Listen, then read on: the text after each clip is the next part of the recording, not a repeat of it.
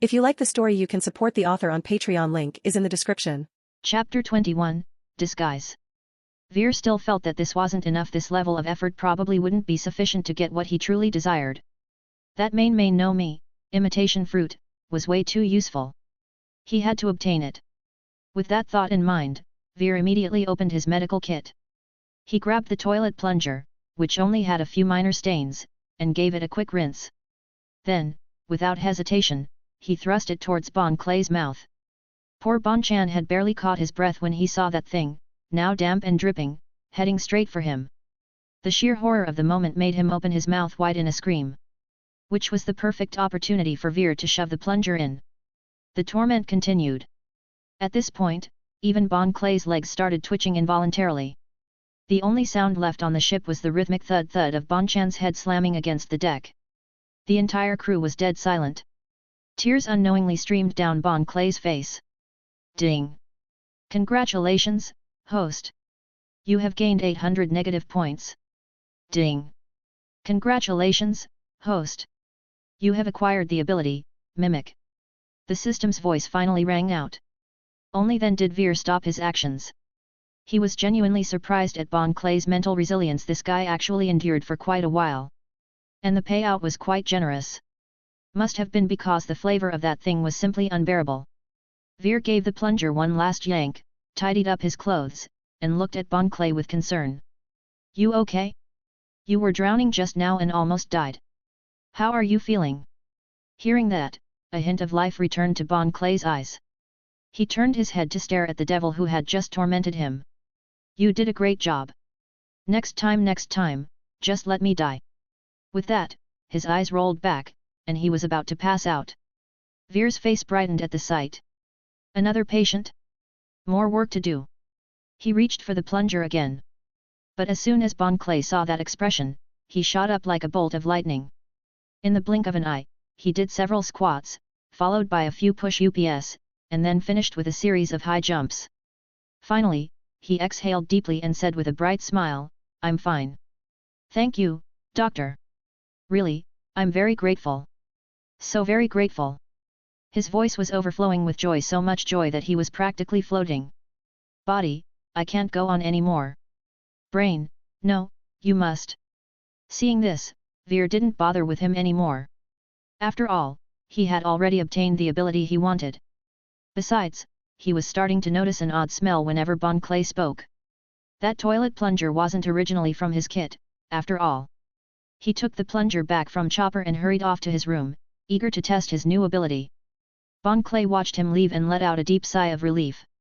The defensive stance he had unconsciously maintained finally relaxed. Even the swan behind him drooped slightly. Oi, that swan isn't real, is it? Dash. Back in his room, Veer wasted no time rushing to the mirror. He placed his right hand on his face.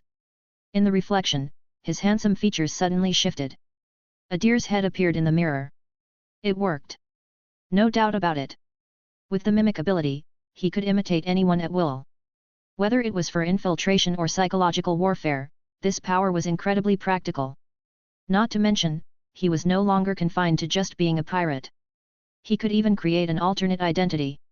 That way, he'd have two different personas to handle things. If the Marines had injured personnel, he could assume his new identity and offer medical assistance. His alter ego would be a kind-hearted healer, a benevolent, Marine-friendly traveling doctor. It was the perfect plan. Now, he just needed to pick a face for this alternate identity. Once he did, he could begin building rapport with the Marines. Instant success. He knew that in a little while, there would be plenty of opportunities to test this out. Smoker, for example, soon, he'd have a chance to treat him. Though aside from his Moku no Mi, smoke fruit, Smoker didn't have much else to offer. Still, something was better than nothing. If nothing else, it'd be a good way to gain favor with the Marines. The downside of the main no Mi was that he had to physically touch someone to copy their appearance. So, there was no rush. He didn't have many options to imitate just yet. But eventually, he'd be able to mimic anyone.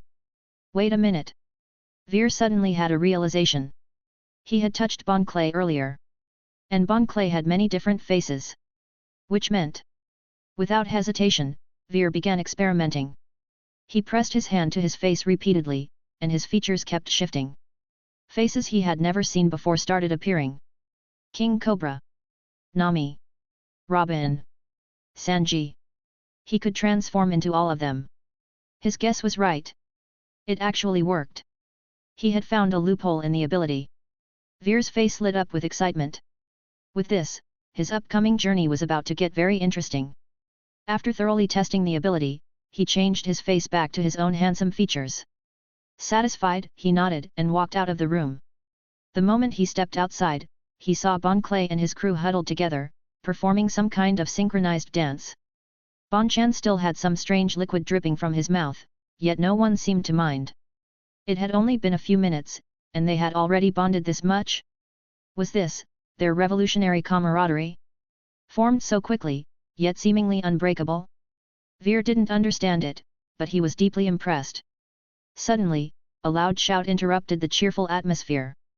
Nami, what's wrong? From the ship's bow, Nami was holding up a spyglass, her face serious. A ship is approaching. It looks like it's heading straight for us. It's shaped like a swan. Everyone instantly tensed up. Vivi hurried over, took one look, and immediately recognized it. That's Mr. Two's ship. She only knew the ship, not the person. But her words put everyone on high alert. Back on Little Garden, they had nearly been wiped out by Mr. 3. Which meant that Mr. 2 would likely be an even tougher opponent. Prepare for battle. Sanji, now back to his normal face, lit a cigarette and took a battle-ready stance. Veer turned his gaze toward Bon Clay. Was this guy really just going to stay here? Bon Chan, who had been enjoying himself, turned around only to meet Veer's questioning look. A shiver ran down his spine. This man was not only medically gifted, he was terrifyingly powerful. That kick earlier had pinned him down completely, rendering him helpless. The power gap was clear as day. No way was he sticking around. Before anyone could react, Bon Clay leapt onto the ship's railing, facing the tense Straw Hats.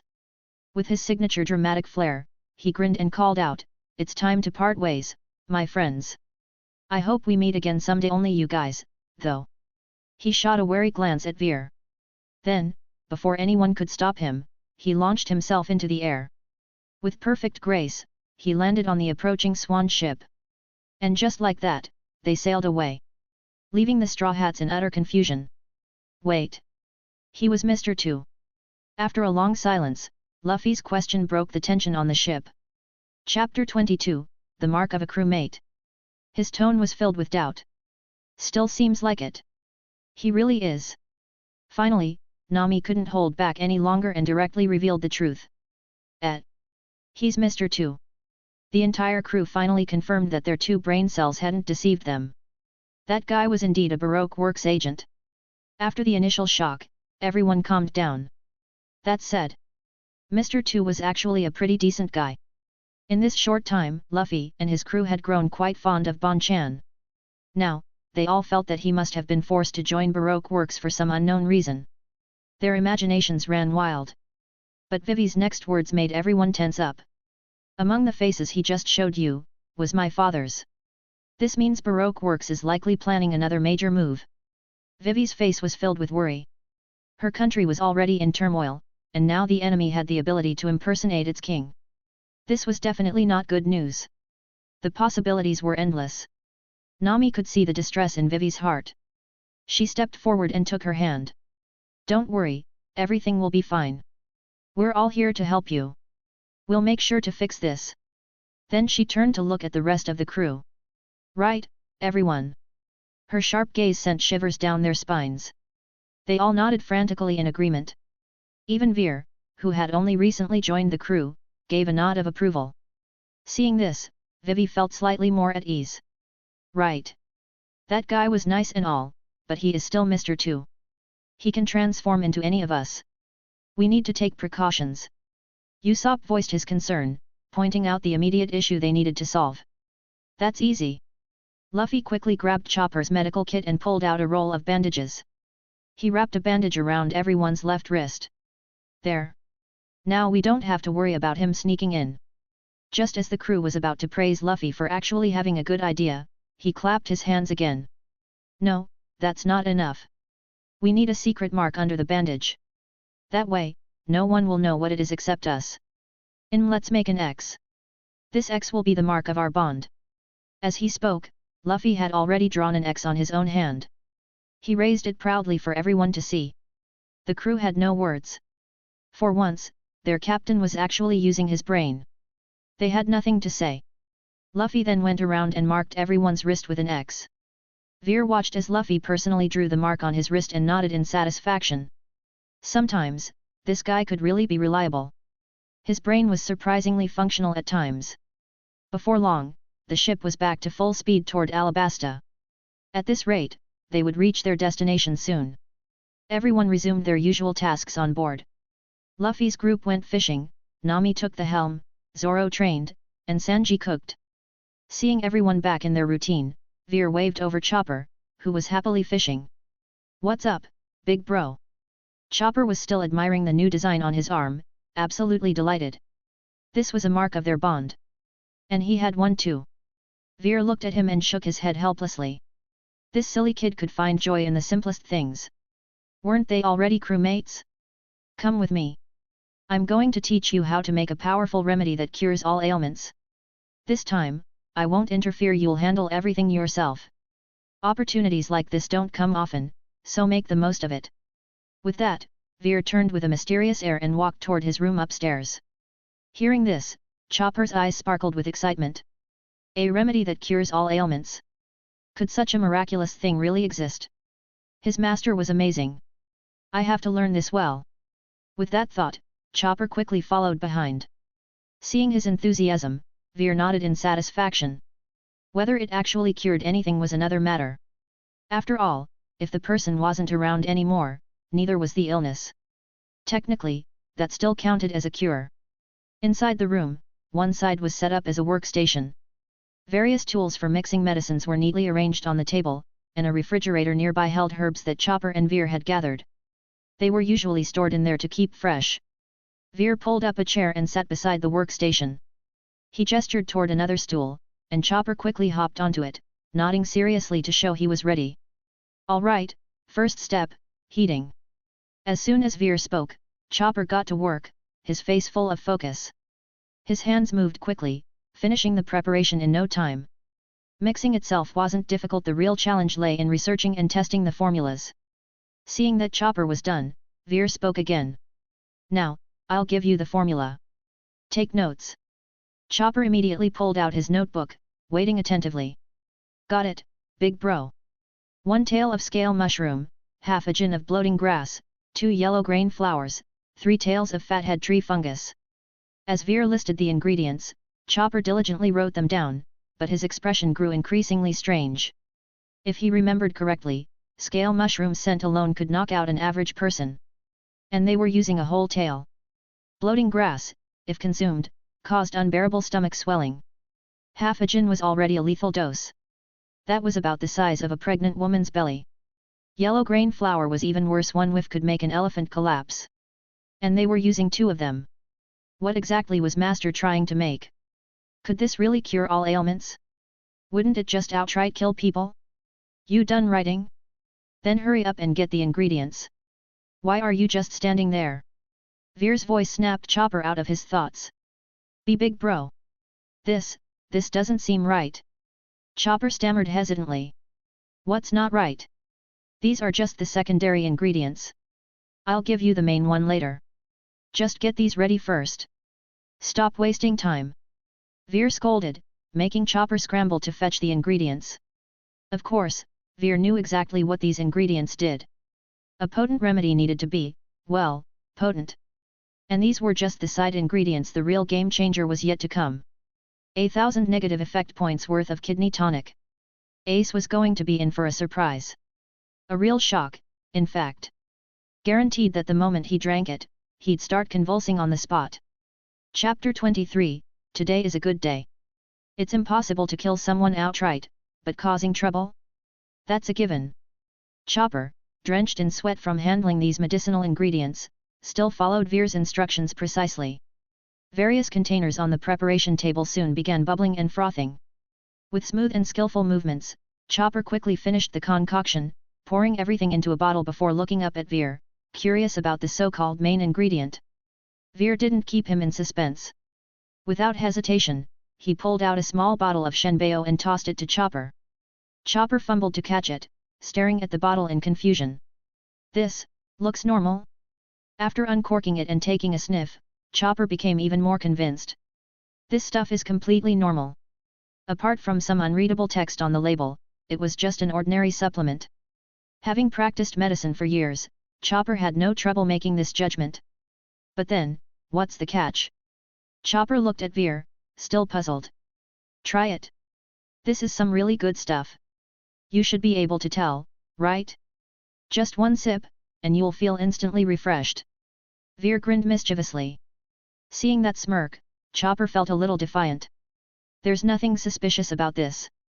Just like Veer said, it's got a stimulating effect. But why was he smiling like that? I don't believe it. I don't believe anything's wrong with it. I'll take a sip. Determined, Chopper brought the bottle to his lips and took a small sip. A very small sip. Watching this unfold, Veer could only think, and you, my dear Chopper, you are the real hero. If Marvel doesn't include you, I'm not watching. Sure enough, not even 2 seconds after swallowing, the effect kicked in. Chopper, who had been looking as innocent and carefree as ever, suddenly furrowed his brows. His face contorted with sheer agony, his body involuntarily curling up. Cold sweat instantly drenched his forehead. Pain and regret were written all over his tiny face. I'm doomed. I'm going to die. That was Chopper's first thought. His second instinct was, of course, to call for help. Veer. Save me. But the moment he said it, he regretted it. Now he had 2 paths to death, one at the hands of his mentor, and the other from the excruciating pain. Which one should he choose? Veer, seeing this unfold, burst into laughter. Ah, how wonderful! What a good disciple! Always thinking of his master. Barely any time had passed, and here he was, already eager to give his teacher another gift. Truly filial. Veer then stood up, took the now open bottle of Shenbeo from Chopper's trembling hands, and set it aside on the table. Watching Chopper writhing in pain, Veer nodded in satisfaction. Confirmed. This won't kill anyone, but it's definitely enough to ruin someone's day. Chopper had only taken a sip, and he was already like this. If someone were to down the whole bottle, Veer couldn't even imagine it. Come, Chopper. Let's head to my VIP operating room. I'll fix you up. With that, Veer grabbed Chopper by the antlers and lifted him up, carrying him toward a small room. Chopper, tears streaming down his face, had no choice but to accept his fate. Why am I like this? From now on, I'll never eat anything my mentor gives me again. Even though he was unwilling, the searing pain in his stomach left him no room for resistance. As a doctor, he should have been able to diagnose himself, but he couldn't even figure out what was happening. The pain came out of nowhere. Soon, Chopper was dragged inside. With a loud bang, the door slammed shut. What followed was an unrelenting stream of gut-wrenching screams from the so-called operating room. The agonized cries lasted for a full 10 minutes before gradually dying down. With a creak, the door opened once more. Veer emerged with a satisfied expression. His face practically radiated joy. That felt great. Another easy 500 points. And I even gained the ability to communicate with animals. Not bad at all. Today is a good day. Humming a cheerful tune, Veer returned to the preparation table and finished what Chopper had left incomplete. After inspecting the finished product, he nodded in satisfaction and poured it into a small bowl before storing it in his medical kit. Yes. Everything was set. Shenbeo Deluxe. Effect: no one in this world is immune to its effects. At most, they can endure a little longer. If the patient survives after drinking, they gain immunity to all poisons. Oh? This potion actually grants a benefit? And such a simple requirement. Survive. Reading the description, Veer felt even more reassured. This was foolproof. With this, Ace won't die. It's practically a freebie granting him complete poison immunity. Yep, I'm such a good person. Meanwhile, inside the operating room, Chopper lay sprawled on the table, tongue hanging out, eyes filled with tears. He looked like a cat that had just been neutered. I will never eat anything randomly again. This is cruelty to reindeer. Under Nami's navigation, the ship sailed smoothly for an entire day without encountering any major storms or obstacles. The journey had been relatively peaceful. It was now early morning, just as the first rays of sunlight peeked over the horizon. Everyone was already up, gathered on the deck. In the distance, the land of Alabasta finally came into view. A vast golden expanse stretched before them. Ah ha ha ha! We're here! We're here! I'm starving! I need food! I need food! Luffy, unable to contain his excitement, was practically bouncing with hunger. The ship's food supplies had long been devoured by him. This guy had been starving for 3 whole hours. His eyes gleamed with desperation. Food! Food! F.O. Bam! With a loud thud, Luffy was sent flying with a kick. You still dare complain? There was barely any food left, and I had already rationed it. Yet you went and stole all of it. Sanji, fuming, grabbed Luffy's ear and yelled at him. Veer lazily leaned on the second floor railing, rubbing his sleepy eyes. He yawned, looking like he hadn't gotten a good night's rest. What's wrong, Veer? Didn't sleep well last night? Chopper, ever the loyal follower, noticed Veer's tired state and asked. Not much, just someone kept kicking me in the back all night. I only got kicked off the bed 12 times. Slept just fine. Veer shot Chopper a sharp look. Chopper, feeling guilty, scratched his head awkwardly. Honestly, even Veer had started suspecting that Chopper had been awake last night. Those revenge kicks were too precise. He had checked multiple times to see if Chopper was truly asleep. But unfortunately, the reindeer was out cold. The ship soon docked at a small town called Nanohana. The crew planned to restock their supplies before heading to Yuba, where the rebel army was stationed. Vivi intended to persuade their leader. Coincidentally, the leader was also her childhood friend. Back on the ship, noticing Vivi hesitating to ask for help, Nami reassured her with a smile. Of course we'll help you. If your country gets destroyed, where will I go to collect my money? We had a deal. Hearing this, Vivi understood Nami's true intentions, feeling deeply moved. She softly expressed her gratitude and explained their battle plan. Finally stepping onto solid ground, free from the rocking of the ship, Veer felt much better. Although he wasn't seasick, nothing beat the comfort of dry land.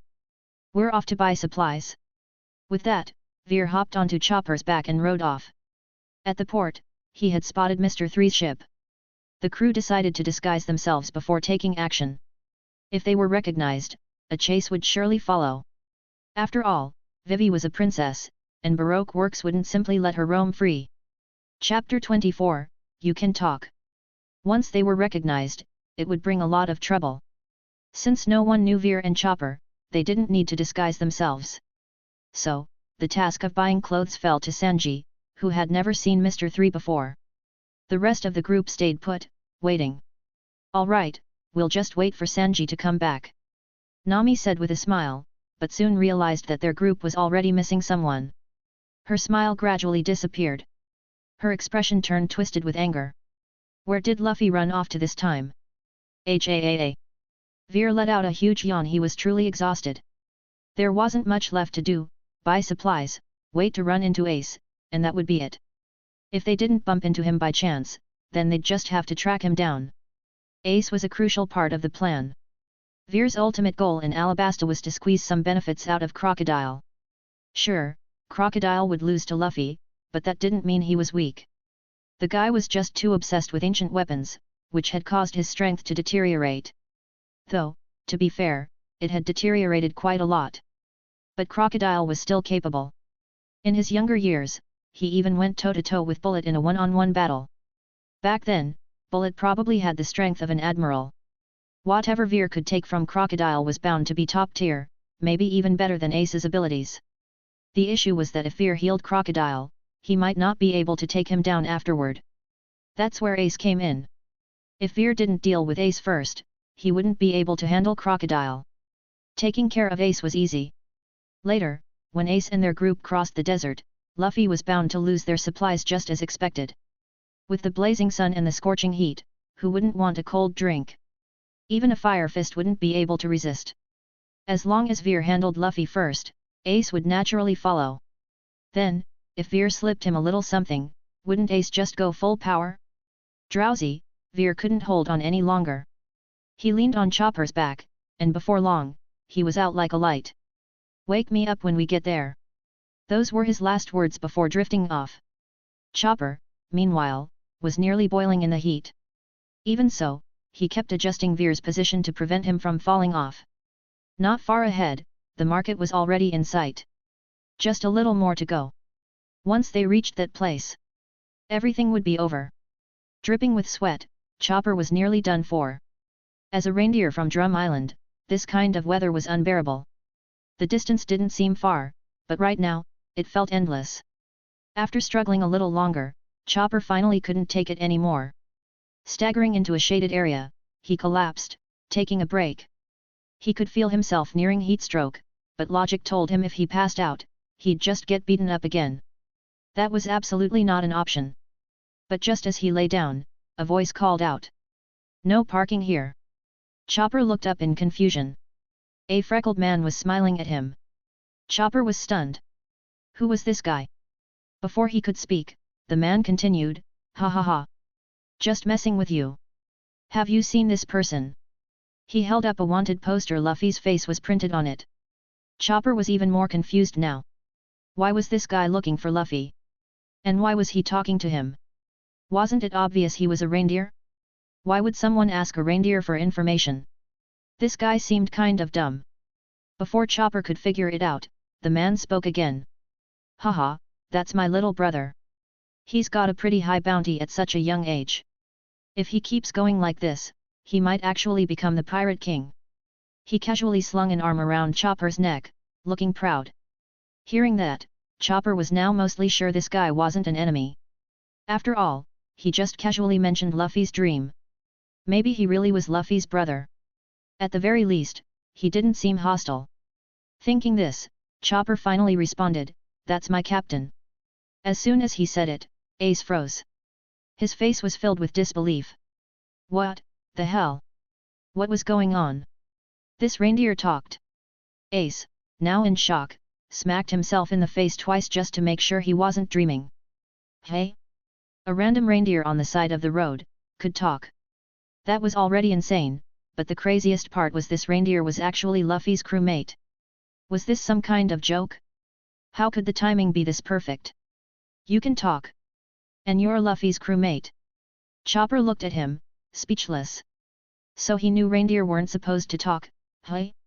Yeah, I'm the apprentice doctor on the crew. And this guy on my back? That's my master. He's the greatest doctor in the world. He can even make medicine that nullifies devil fruit abilities. Chopper lifted Veer up proudly, puffing out his chest as he bragged. It seemed like the heat didn't even bother him anymore. Ace was stunned for a while before he snapped out of his shock. Now, he looked at Veer. This guy was Luffy's ship doctor? And he was sleeping this deeply? From what the little reindeer said, this guy's medical skills were incredible.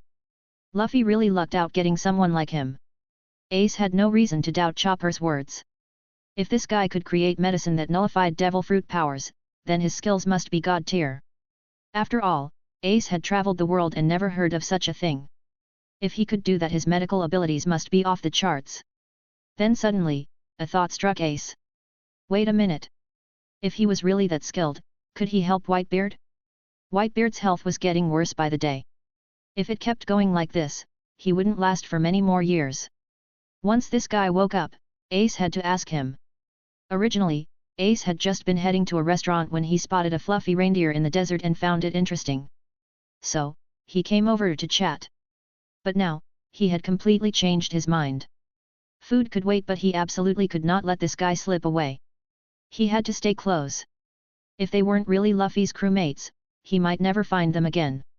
This was about Whitebeard's health. He could not take this lightly. Your master is really that incredible? Ace asked Chopper again. Of course. The greatest doctor in the world, guaranteed. Chopper bragged even harder, hyping Veer up to the heavens. Then I have a sick family member. Once he wakes up, I'll ask if he can help. No problem. But my master just fell asleep. He told me to wake him once we got there. Where are you headed? I'll come with you. Not long after, with Ace sponsoring an unlimited supply of ice water, Chopper was fully revived. He dashed toward the market with newfound energy, while Ace followed behind leisurely. Meanwhile, Veer continued sleeping soundly. The market was getting closer and closer. 3 minutes later, they finally arrived at the bustling town square. Chopper navigated the crowd easily without bumping into anyone. At this moment, he turned to look at Veer on his back and softly called out. "Big bro! Big bro, we're here!" After a few calls, Veer finally woke up. He groggily opened his eyes, surveyed the area, nodded in satisfaction, and patted Chopper's head. "Nice work." Then, he yawned widely and stretched his body. After a few shakes, he finally rebooted himself. "Let's go buy water and food. Over there." He glanced around and pointed Chopper in a direction. But Chopper didn't move. Just as Veer was about to ask why, Chopper spoke up. "Big bro, someone's looking for you to treat their family." "Hey? What? Someone was looking for him? Word of my medical skills has already spread? Someone's specifically looking for me." Before Chopper could respond, Veer heard a familiar voice from behind him. "Dr. Veer, right? I'm the one looking for you." As he spoke, the man stepped in front of Veer. Slowly, he took off his hat. Introducing himself, he said, "My name is Ace." Chapter 25, We've got a client. Veer was momentarily stunned. After a brief pause, he quickly regained his senses and shot Chopper a meaningful smile. "Good job." He never expected that the client Chopper mentioned would turn out to be Ace. This was just perfect. A prime target, delivered right to his doorstep. He had been fretting over how to find him, and now Ace had come knocking of his own accord. "Wait. Hold on. Chopper just said it was a family member who needed treatment. So the person Ace wanted to be treated. Could it be Whitebeard?" "Hello, I'm Veer, the doctor of the Straw Hat crew. Who in your family needs treatment?" Veer didn't hesitate to ask what was on his mind. And Ace's answer was exactly what he expected. "Oh, it's my old man, Whitebeard." After saying that, Ace looked at Veer with anticipation. There wasn't a soul in the world who didn't know the name of Whitebeard. The fact that Whitebeard was plagued by illness was no secret either. Ace wanted to see how Veer would react. But before Veer could respond, Chopper's voice rang out first. "Whitebeard. The Yonko Whitebeard." Chopper stared at Ace in utter disbelief. Before he could ask any further questions, Veer suddenly smacked himself across the face hard. A crisp paw echoed in the air. This sudden action startled Chopper. Has my mentor gone crazy? Why does everyone like slapping themselves these days? Ace just did it earlier, and now his mentor was doing it too. Even Ace was taken aback. Was his old man's name really that intimidating? Did it scare people senseless? But as Veer felt the burning pain on his cheek, he was finally certain. This wasn't a dream. A golden opportunity had landed right in his lap. And not just any opportunity, this was massive. If he played his cards right, he could soar to new heights. Whitebeard's abilities, he could choose anyone he wanted. Even if he couldn't get the Gura Gura no Mi, any other power he obtained would be enough to push his bounty past 1 billion berries. Just think about it. Just think about it. That was basically Emperor level right there. It wouldn't be an exaggeration to call it a leap to the top. After a brief moment of excitement, Veer quickly calmed himself down. Ace wasn't a fool. He wouldn't just take Veer's word for it without proof of his abilities. He needed an opportunity to showcase his skills. And that opportunity was just around the corner. As long as Ace believed in his abilities, at the very least, he'd get to meet Whitebeard. And as for treating Whitebeard, Veer had already thought about it. With his system, who wouldn't have considered how to cure Whitebeard? Divine Medical Arts. Price, 30,000 points.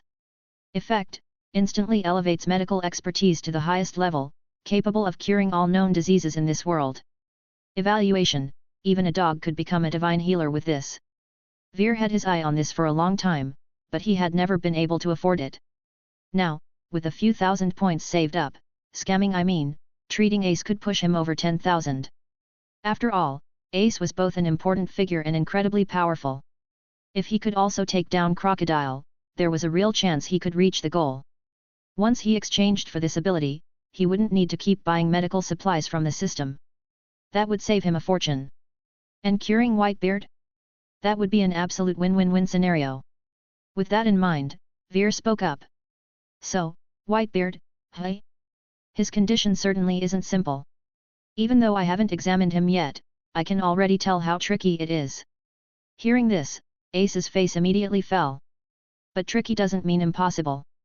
Veer's confident tone brought a smile back to Ace's face. Grabbing Veer's arm excitedly, Ace asked, "Really?" Seeing Veer nod firmly, Ace became even more thrilled. He immediately pulled out his den mushi, ready to call Whitebeard. But just as he took it out, he hesitated. Wait, what if this guy was a fraud? Wouldn't that just give the old man false hope? You don't have to rush. You can assess my skills first, Veer said, his voice calm. I have a patient to treat soon. You can observe and decide afterward. Hearing this, Ace nodded repeatedly. He realized Veer had a point, he had been too hasty. And since Veer mentioned a patient arriving soon, it wouldn't take much time. What he didn't know was, that the patient was himself. Alright, I'll stick with you guys for now. Don't worry. If you can really pull this off, you'll be the savior of the entire Whitebeard pirates. Ace's voice was filled with sincerity. Veer simply nodded. Rest assured, if I can save him, I will. With his system, even Whitebeard's condition could be tackled. Soon, the trio set off again to purchase food and water. Ace watched in amazement as Veer stored all the supplies inside his medical box. From what Ace had seen, at least dozens of tons of provisions had been packed away. What was up with this box? Had it eaten a devil fruit? But how would a box eat a devil fruit? Or could it be another one of Veer's special potions? After all, if Veer could strip abilities, maybe he could grant them too. The thought made Ace trust Veer even more. Half an hour later, their shopping trip was finally over. As they made their way back, Chopper was carrying a bag of food on his back. He stubbornly refused to let Veer put it in the medical box. After all, anything that came out of that box, usually didn't look very appetizing. He definitely wasn't eating that stuff. Meanwhile, Veer's thoughts were already drifting. By now, Luffy should be running into Smoker, right? Even without Ace around, those two were bound to clash. Veer mused. Since they only came to this town to restock supplies, they'd soon set sail for a place called Yuba. A perfect spot Veer had picked for Ace's heartbreak. Now, they just had to wait for Luffy to show up, then make a quick escape. This place was scorching hot, not somewhere he wanted to stay a second longer. Just as he was thinking this, a loud crash erupted ahead. A restaurant door was sent flying. And along with it a figure wearing a straw hat. Oh? Wish granted? That figure was none other than Luffy. Just as Luffy hit the ground, before he could even get up, a thick cloud of smoke engulfed him. The choking fumes made Luffy cough uncontrollably. Ace, having recognized Luffy immediately, vanished from Veer's sight in a flash. The next moment, he reappeared in front of Luffy. The approaching smoke abruptly halted. Ace. Luffy, battered and bruised, looked at the familiar figure in shock and delight. Before he could say anything else, a breeze swept past, and he found himself grabbed by Veer and thrown onto Chopper's back. Eastport. Wait for us. Shouting this to Ace, Veer took off without looking back, dragging Luffy along. Veer. Chopper. You're here too. How do you know Ace? He came to me for treatment, Veer replied nonchalantly. Ace is sick. Luffy looked completely confused. We'll talk later. First, we need to warn Sanji and the others to retreat. Luffy nodded. That made sense. Meanwhile, the rest of the crew, freshly changed into clean clothes, were still waiting for them, bored. They're taking forever, Nami muttered, enjoying Sanji's fan service. But just as she finished speaking, a commotion erupted nearby. She turned to look and her eyes widened in shock. Veer and the others were sprinting towards them. With a horde of marines hot on their heels. No need for Veer to say anything, everyone ran for their lives. Nami watched as Veer blew past her and immediately took back her earlier complaint. Too fast. Slow down. Take me with you. Chapter 26, Just a Treatment. Huff, ha, huff huff. Heavy breathing echoed across the ship. The whole crew was exhausted, but at least they had managed to shake off their pursuers. Otherwise, they would have had to put in the effort to deal with them. Come on, are you guys serious? You're already this tired after just running a little. Luffy said, only to immediately get a few lumps on his head. You didn't even run. What are you showing off for? Nami roared in frustration. Chopper was lying next to Veer, completely spent. Seeing this, Veer handed him a bottle of cooling medicine to help him recover from the heat. Chopper immediately felt better, and the sweat on his forehead began to fade. By now, the ship had already put a fair distance between them and the shore. They were sailing across the vast open sea.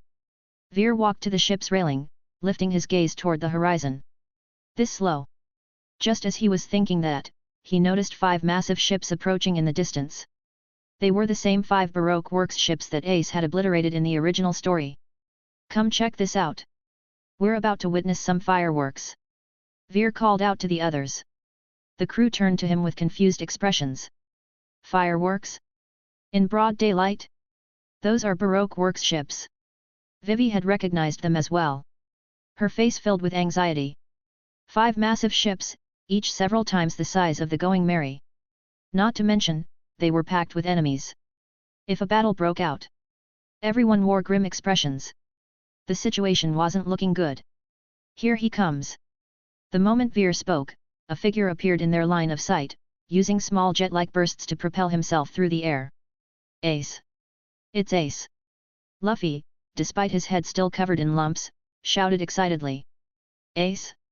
The others found the name somewhat familiar. Even though they didn't know who Ace was, Luffy's excitement made it clear that he was someone important to him. Ace executed a series of impossibly cool flips before landing beside the enemy fleet. And then... Firefist! In front of everyone's shocked gazes, a colossal inferno erupted from Ace's arm. The blazing firestorm completely obliterated the closest ship with ease. The remaining 4 ships met the same fate in an instant. The 5 massive ships that loomed threateningly just moments ago vanished in the blink of an eye. The entire crew aboard the Merry was frozen in shock. What the hell just happened? That single punch felt like it brought the peak of summer with it. If that attack had hit the Going Merry, they would have been wiped out on the spot. Who could possibly withstand that? Meanwhile, Ace casually adjusted his hat using his still flaming fingers before soaring toward the Merry. With a smooth landing on the ship's railing, he flashed a friendly smile at the crew, their expressions still filled with awe. I'm Ace, Luffy's older brother. You guys are his crewmates, right? Brother. Luffy had a brother? Everyone's expressions turned to disbelief. Not only was this brother incredibly strong, but he was also polite. He didn't seem anything like the idiot Luffy. Ace turned to Luffy, finally getting a good look at him. Luffy, how long has it been since we last met? And you've already gotten yourself beaten up like this?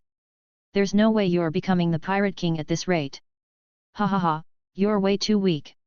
Looking at Luffy's bruised and swollen head, Ace couldn't help but tease him. Nami, feeling slightly guilty, scratched the back of her head awkwardly. After Luffy introduced everyone, the atmosphere quickly grew lively. Upon learning that the crew was also heading to Yuba, Ace was delighted it was right on his way.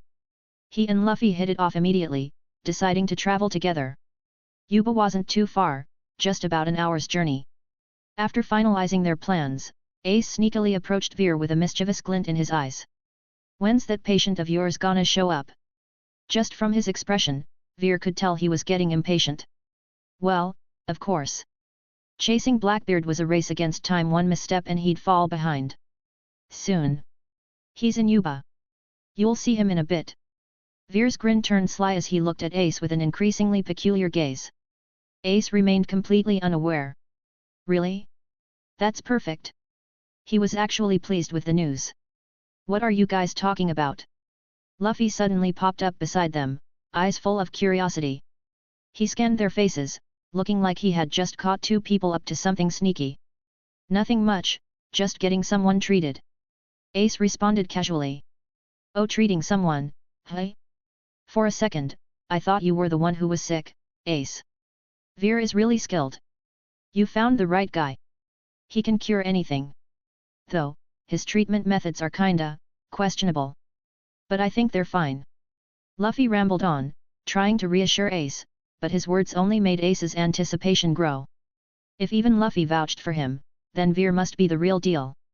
As for questionable treatment methods? Come on, how bad could it be? A little rougher than normal? Maybe some strong medicine with side effects? It's just medical treatment, how bad could it possibly get? Besides, if Luffy could handle it, then of course he could too. What, was he supposed to be scared of a doctor? Ace scoffed. He had seen all kinds of crazy things in his life, what could possibly faze him now? It's fine. A bit of pain is normal for treatment. Ace brushed it off. At that moment, everyone on the ship gave him a peculiar look. Ace shifted uncomfortably. Just as he was about to ask what was up, he saw everyone nodding seriously, as if saying, "Respect. You're a real man." Ace felt even more confused. "Don't worry, don't listen to their nonsense. When I treated them, I just used a bit more force, or maybe the medicine had some minor side effects. That's completely normal. Right, Chopper?" Veer patted Chopper's furry head. Chopper frantically nodded, completely ignoring his conscience. Seeing this, Ace relaxed again. Oh, so they were just afraid of a little pain? Seriously? They scared him for a second there. He almost thought the treatment was actually something horrifying. Yeah, that's all normal. No problem, I can handle it." As Ace finished speaking, the crew silently gave him another thumbs up in their hearts. Legendary. The ship soon docked. The cool sea breeze vanished, replaced by the scorching heat of the desert. Though reluctant, they had no choice but to face it. The crew disembarked, trudging across the endless sand. Chopper's supply pack had now been transferred to Luffy's back. He had won rock paper scissors. His rule, the winner carries the supplies. After half an hour of walking. "Ah, it's so hot, so tiring, so thirsty, so hungry, so sunny." Luffy whined with every step, never repeating himself. Seeing him like this, Vivi hesitated but eventually said, "There's a rock formation up ahead. We can rest there for a bit." Luffy instantly revived, bolting toward the rocks in a series of exaggerated leaps. Veer watched, a knowing smile forming on his face. They had finally arrived. Up ahead, a flock of dim-witted birds was about to skim Luffy out of all their food and water. And then, only his medical supplies would be left. Glancing at Ace, who was also parched, Veer's smirk deepened. He didn't know if a fire user would feel hot, but Ace clearly needed food and water. Once he tricked Ace into drinking that medicine soup, everything would be over. Chapter 27, I've got plenty here. No food, no water, and after walking for a while, their energy was completely drained. The blazing sun made their hearts uneasy. No need to rush. Let them walk for a bit longer. Once everyone reaches their limit, that's when he'll bring it out. Not many people would be able to hold back, right? At the very least, Ace definitely wouldn't. When the group arrived at the pile of rocks, they only saw Luffy standing there with a bewildered expression. His face seemed to be saying, "Hey." Everyone looked at Luffy, puzzled, but before they could speak, a flock of large birds suddenly appeared behind them. On their backs were large bundles of luggage. And those bags looked very familiar. Nami's face immediately darkened. Word by word, she asked, "Luffy, can you explain what's going on with those bags?" Luffy still looked confused. "Hey? I don't know. But those birds are carrying our luggage." "Wait, yet. Where's our stuff?" It finally clicked for him. He searched around frantically but found nothing. He was now certain that the luggage the birds carried was what he had just been holding. Without hesitation, he took off running. "You damn birds! Give us back our stuff!" Meanwhile, Vivi looked at the retreating figure of Luffy with guilt all over her face. "It's all my fault. I forgot to tell him. Those are trickster birds, they specialize in stealing luggage. What do we do now? Without our supplies, how are we supposed to cross the desert?" Seeing Vivi's distress, Nami quickly comforted her. It's okay. We all have some water with us. If we ration it, we should be able to hold out." Sanji chimed in as well, making Vivi feel slightly better. Honestly, it wasn't her fault. It was just that Luffy was too stupid. Even birds could play him. Ace also looked helpless. His little brother really was. After waiting a few minutes, a panting Luffy finally returned. Seeing his empty hands, there was no need to ask. He had failed. Nami wanted to punch him but held back after Vivi's persuasion. "Let's go. We need to move quickly. Time is already tight, and you, Idiot, no rest for you. After yelling at Luffy, Nami pulled Vivi along and started walking. The others followed as well. She was right, time was life right now. Every moment wasted meant more innocent citizens might die because of the war. Luffy wore a pitiful expression, knowing full well that losing the supplies meant everyone had to endure the hardship. He didn't complain and simply trailed behind the group obediently. They walked for another hour, and by then, everyone was panting, tongues hanging out. The air shimmered with heat waves, and their water was nearly gone. Luffy, who had been leading the way earlier, had now fallen to the back. Just moments ago, he was charging ahead, but now, every step looked like it could be his last. Ace wasn't as dramatic, but it was clear that he was suffering as well. Seeing this, Veer thought to himself. It's about time. I can give Luffy something to quench his thirst first. Ace probably won't last much longer either. Just as he was about to speak, Luffy broke first. Looking at Veer, who was riding on Chopper's back, Luffy was full of envy. Why does the captain have to walk while you get to ride? I want a mount too. By the way, Chopper, aren't you hot? Hearing this, Chopper turned his head. As a Winter Island reindeer, one would expect him to struggle in this heat. But surprisingly, he seemed completely unfazed. At the corner of his mouth hung a transparent straw, with liquid visibly flowing through it. But the water looked murky, no, filthy. Following the straw, they saw that the other end was connected to Veer's medical kit. Chopper, unable to see the straw's source, only felt the liquid was refreshing, sweet, and soothing. Trusting his mentor completely, he never questioned what he was drinking. Luffy, eyes wide in shock, couldn't believe Chopper dared to drink that water. Then, an idea struck him. Wait, Veer has drinks in his box. Earlier, he saw Veer pull out several ice-cold beverages to drink. Though they looked dirty, rotten, and stinky. But after the sandwich incident, Luffy no longer cared about appearances. It only looked bad. The taste was actually pretty good. Without hesitation, he jumped onto Chopper's back, sitting right in front of Veer, face to face. Veer. You must have drinks in your box, right? Give me some, I'm dying of thirst. Luffy panted heavily, tongue hanging out, looking weak like he had just finished using Gear 5. Hearing this, everyone immediately turned to look at Veer's medical kit. Their gazes burned with anticipation. Even the sound of swallowing saliva was loud and clear. They were really thirsty. They had long run out of water. In the desert, the body's moisture evaporated rapidly. Water was consumed at an alarming rate. Now, with no supplies left, hearing Luffy's plea made everyone's attention snap to Veer. Even Ace was no exception. He had seen Veer buy a lot of water and stash it away. Though his body was strong and he could last a bit longer, the thirst was unbearable. Feeling everyone's eyes on him, Veer smiled slightly. They walked right into my trap. I didn't even have to bait them. As long as Luffy gulps it down, Ace will definitely fall for it too. He opened his small kit and pulled out a bowl of chilled watermelon juice. He handed it directly to Luffy. Here, ice-cold watermelon juice. Want some? The moment everyone saw it, they all silently averted their gazes. Each of them desperately comforting themselves. I can hold on. I'm not thirsty. That's not watermelon juice. That murky liquid, it looks exactly like the water used to mop a public restroom. There were even a few dead cockroaches floating in it. And a couple of flies buzzing around the bowl. You call this ice-cold watermelon juice? Bro, quit playing. We still want to live.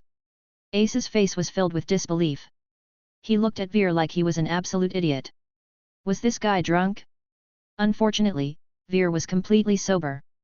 Before Ace could even react, Luffy snatched the bowl and downed it in one gulp. It happened so fast, even Ace didn't have time to stop him. His hand was still frozen mid-air, as if he had been about to stop Luffy. His face was blank with shock. His mind was in turmoil. Is my little brother insane? Even Ace couldn't comprehend Luffy's actions. Are you really that thirsty? You'd drink that? If worst comes to worst, just pee in your hands and drink that instead. But what shook Ace the most was the rest of the Straw Hats. They all watched the scene unfold with complete indifference. As if they had seen this countless times before. So often that they had grown used to it. Could it be that Luffy has been living like this all these years? Ace was utterly dumbfounded. He stared blankly at Luffy's satisfied expression, mouth opening and closing but unable to produce a sound. After a long silence, he finally forced out a sentence. Luffy, all these years, you've really had it rough. Chapter 28, No way I'm in trouble, right? Delicious. Another bowl. Another bowl. Luffy gulped down several bowls in a row, each one looking different from the last. But without exception, they were all downright horrifying. At this moment, he heard Ace speaking and looked at him in confusion. Ace, do you want to try? It's really good. Ace stared at the bowl in Luffy's hands, still bubbling ominously, his brain struggling to process what he was seeing. He even reached out and touched Luffy's forehead to check if he had a fever or something. Come on, Ace, you still don't believe me? I'm not sick. It's really delicious, I swear. Veer's stuff just looks scary, but it actually tastes great. Luffy swatted Ace's hand away and spoke with absolute certainty. Then, without hesitation, he downed the entire bowl of lemonade. After finishing, he even licked his lips. Ah, so refreshing. Sweet and sour. This is the best. Ah ha ha ha. But Ace's expression at this moment was beyond words, yet easy to read. You little traitor. Trying to poison your big brother. Seeing Ace's look of pure disbelief, Luffy was instantly displeased. His own brother actually doubted him? I'm serious. Why don't you believe me? Look. Luffy then scooped out a leftover fly from the bowl and popped it into his mouth. Yet he showed no sign of disgust, only a scrunched-up face from the sourness. TSS so sour. Ace was now even more confused. What the hell? Why is it sour now? Could this stuff actually be edible? Doubt began creeping into his mind. Meanwhile, Veer had an attitude of unlimited supply, constantly refilling Luffy's bowl. This was really shaking Ace's confidence. Could it be that it only looks terrifying, but actually tastes good? Watching Luffy guzzle it down like a madman, Ace hesitated. The thirst spreading through his body pushed him toward taking a sip. Veer, noticing Ace's wavering resolve, grinned inwardly. This guy was already tempted. Just one final push and success was guaranteed. With that in mind, Veer lifted a bowl himself, brought it to his lips, and gulped it down. In no time, the cold liquid was gone, and Veer let out a satisfied sigh. Turning to Ace, Veer smiled warmly and asked. Want a bowl? His face bore an innocent, harmless expression like a shady vendor trying to lure kids into a trap. At the same time, he extended a rather unappetizing-looking bowl toward Ace. But at this moment, Chopper, who had been watching, suddenly shuddered violently. His eyes were filled with horror. That was the potion he helped make with Veer. There was no need to explain how potent this thing was. What was Veer trying to do? Was he planning to kill Ace? That was Luffy's brother. Chopper instinctively wanted to stop him, but suddenly, he felt a chilling aura surround him. Looking up, he met Veer's smiling eyes. You'd better keep quiet. That gaze said it all. Chopper swallowed his words. After weighing the risks, he ultimately lowered his head in resignation. Fine, better him than me. Veer probably didn't really want to kill him. At most, he'd just suffer a bit. Yet, better him than me. On the other side, seeing Veer himself drink it, Ace finally gave in. Luffy drank so much and is totally fine. I'm way stronger than him, there's no way this will do anything to me. Besides, Veer drank it too, so it must be fine. With that thought, Ace took the bowl from Veer's hands. Veer's face remained unchanged, but inside, he was already celebrating. Time to sit back and enjoy the show. As expected, Ace didn't disappoint. He first took a small sip. A tiny bit of the ice-cold liquid slid down his throat, carrying a faint floral fragrance. Ace's eyes lit up. So they weren't lying. It really did just look terrifying but actually tasted pretty good.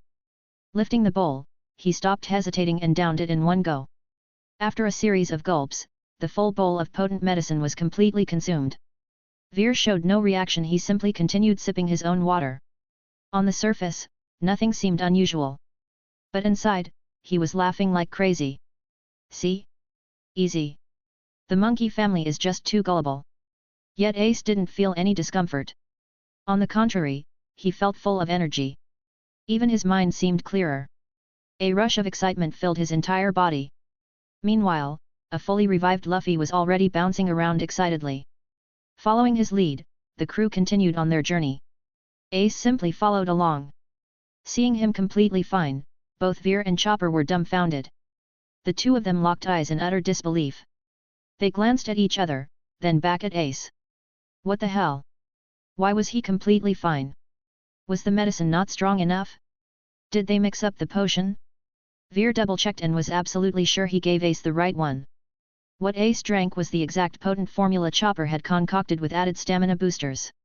So what was happening? Was his body that ridiculously strong? No worries. Even if he was absurdly tough, it would only delay the inevitable.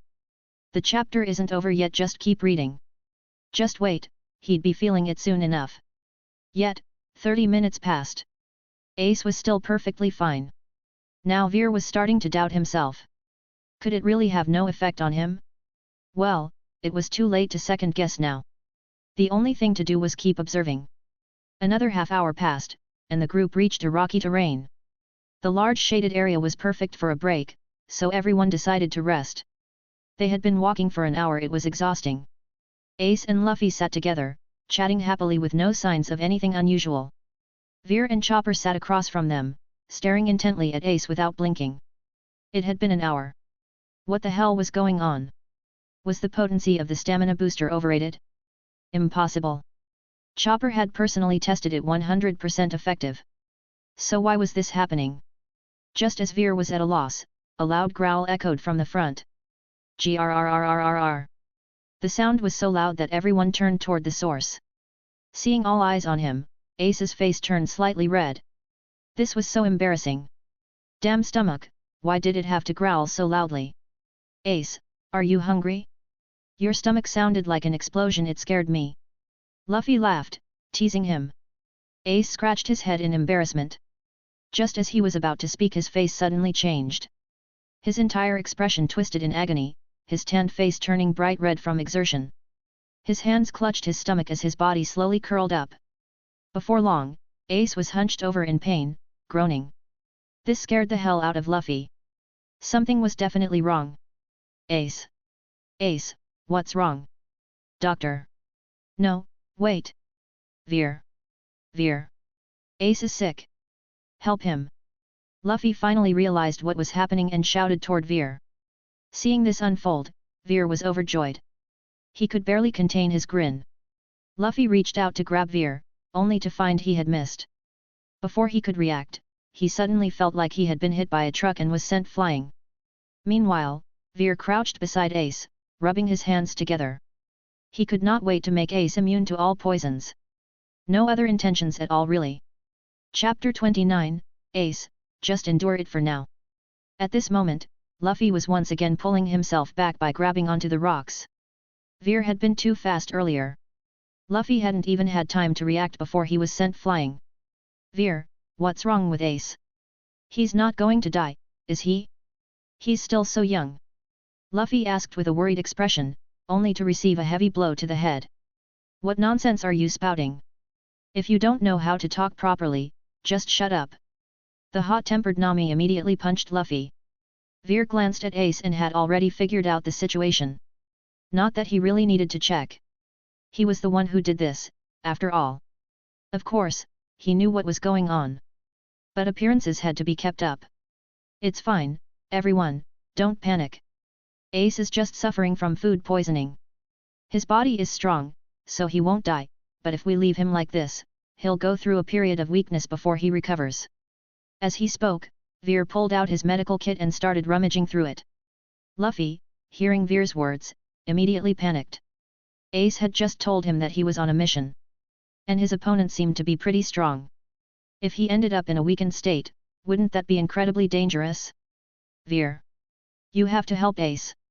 He has a mission to complete. If he's weak, he'll be in danger. Luffy pleaded anxiously. Ace was also aware of the seriousness of the situation. Although he had no idea why this was happening to him so suddenly. There was no way he was giving up on chasing Blackbeard. Even if he had to endure the period of weakness Veer mentioned, he would still go. Ace was just that stubborn. He believed Thatch had died because of him, so no matter what, he couldn't stop now. Despite the intense pain rendering him immobile, he still forced himself to look at Veer. But suddenly, both his and Luffy's faces underwent a strange change. Their mouths and eyes widened more and more. Their expressions turned to sheer horror. Ah! Luffy even let out a shocked cry. And their reaction was shared by everyone present. Every single person at the scene looked at Veer in absolute terror. Because he had just pulled a blood-stained chainsaw out of his medical kit. Holding the chainsaw in his hand, Veer yanked the starter cord hard. Vrrrrrrrrrrr. A deafening noise filled the air as the chainsaw roared to life. Ace was so shocked that, for a moment, he forgot about his pain. Before he could even scream, Veer set the chainsaw aside. Ace let out a huge sigh of relief. Just now, he had seriously thought Veer was going to operate on him with that thing. But then, Veer pulled out another unsettling tool from his bag. It was just a tube, really. A flexible rubber tube that wasn't too thick. And another strange object. It looked like the kind of wooden bite stick people in ancient times would use when enduring great suffering. Except this one was made of metal, looking incredibly sturdy. It had a round hole in the middle, just large enough for the tube to pass through. Without hesitation, Veer shoved the metal piece into Ace's mouth. Ace, utterly confused, looked at Veer in bewilderment. Veer didn't explain. Instead, he turned to Luffy and said, "Here, Luffy, grab both ends of this thing and make sure Ace doesn't spit it out." As soon as Veer finished speaking, Luffy kicked Ace to the ground. He stepped on Ace's back, firmly gripping both ends of the strange device and pulling upward with all his might. "Ace, you're really my brother, hey?" Being yanked like this didn't do much damage, but his teeth hurt like hell. Luffy didn't hold back at all. He was pulling with everything he had. Meanwhile, Veer approached Ace with the tube in hand. Ace finally realized what was happening. That tube. It wasn't going where he thought it was it? Seeing the nearly 2-meter-long tube, Ace truly panicked. And his fears were proven right. Veer was preparing to pump his stomach. There were definitely remnants left in his gut. He had to clear them out first. And the device he was about to use? It was originally meant for washing out cows' stomachs. But in a world where people were built as tough as monsters, what was a little veterinary treatment? No problem at all. Compared to the animals of the blue planet, people in the One Piece world were way more durable. Without hesitation, Veer inserted the tube through the hole in the metal bite stick. Ace's eyes widened in horror. "You're actually doing this?" He couldn't take it anymore and started struggling frantically. But the pain in his stomach made him weak all over. His good little brother was using all his strength to pin him down, rendering him completely immobile. "Ace, I swear, Luffy, I'm going to beat the crap out of you when this is over." The metal bite stick had already been slightly flattened by his desperate clenching. But it was still usable. The tube advanced rapidly, and in Ace's despairing gaze, it successfully reached his stomach. Ding!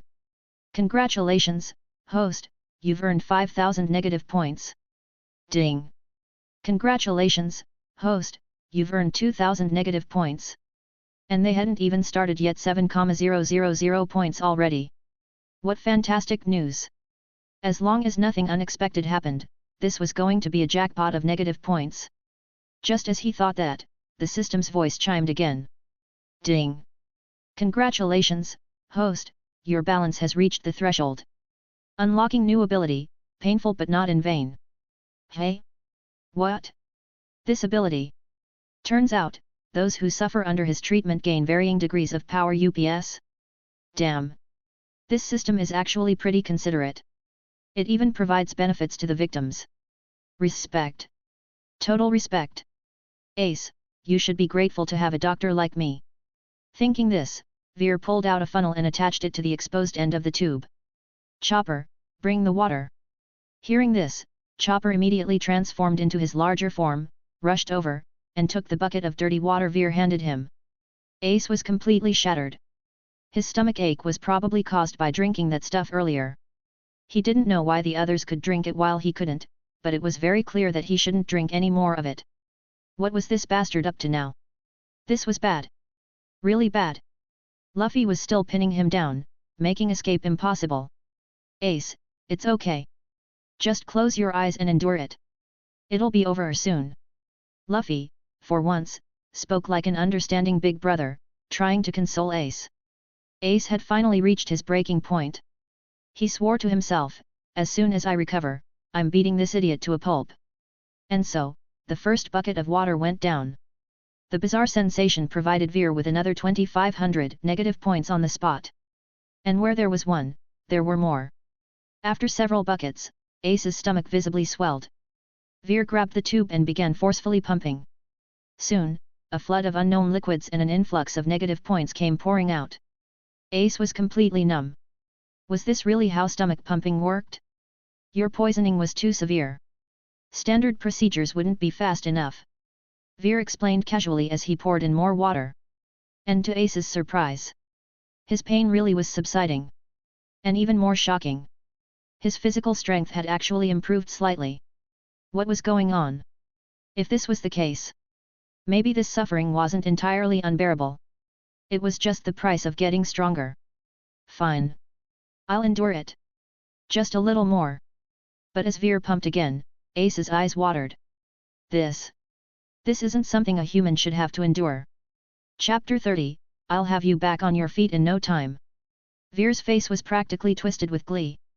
The negative points were coming in faster than a female driver mistaking the gas pedal for the brake. Compared to before, it was like they were pouring in by the truckload. Congratulations, host. You have gained 1000 negative points. Congratulations, host. You have gained 500 negative points. Ding. In just a short stomach pumping session, he had already racked up over 10,000 points. And this was just Ace. He could hardly imagine how intense it would be if it were Whitebeard. As the last bit of mysterious liquid finally left his system, Ace felt his stomachache subside at last. But he was still completely drained of energy. This stomach pumping was too brutal, it had wrung him out completely. Veer finally stopped. The procedure was officially done. All right, Luffy, you can let go now. Veer looked at Luffy, whose muscles were bulging from exertion, veins popping as he held Ace down with all his might. He couldn't help but feel a little sorry for him. This guy was definitely going to get a dose of Fist of Love, Ace edition later. It might not be as profound as Garp's, but it would definitely be a lot more violent. Hopefully, Luffy could withstand it. Luffy's job was done, but Veer's wasn't. Ace had stopped hurting because there were no more toxins in his stomach. But it had already been an hour, he had definitely absorbed quite a bit of it. Ace, how do you feel now? Anywhere still uncomfortable? Veer decided to ask before proceeding with an examination. Lying on the ground, barely conscious, Ace first and foremost felt one thing: weakness. Extreme weakness. He mentally scanned his own body, searching for the source of the problem. It seemed to be coming from his lower back. Though puzzled, he reported it truthfully.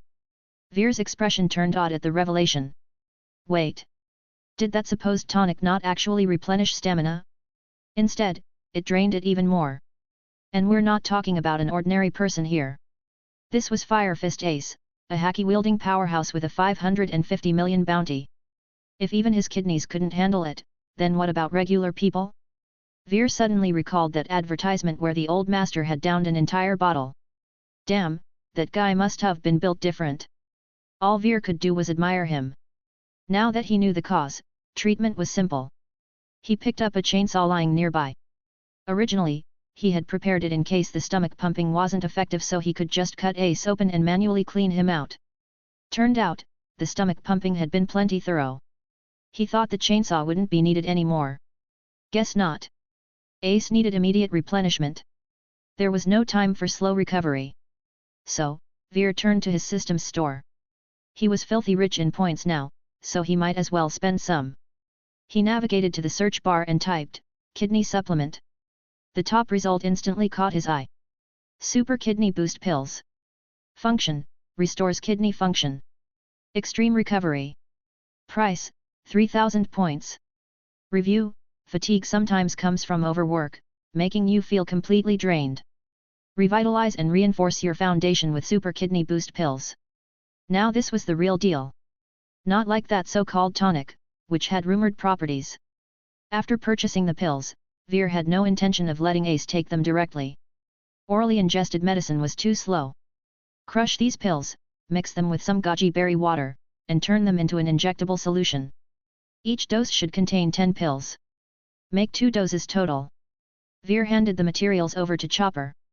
Chopper didn't hesitate and immediately got to work, carefully blending the ingredients to maximize potency. Meanwhile, Veer wasn't idle either. He wanted to test if this chainsaw was really necessary. With a powerful yank, the chainsaw roared to life with an ear-splitting buzz. Ace's sense of foreboding skyrocketed as he watched the spinning blade.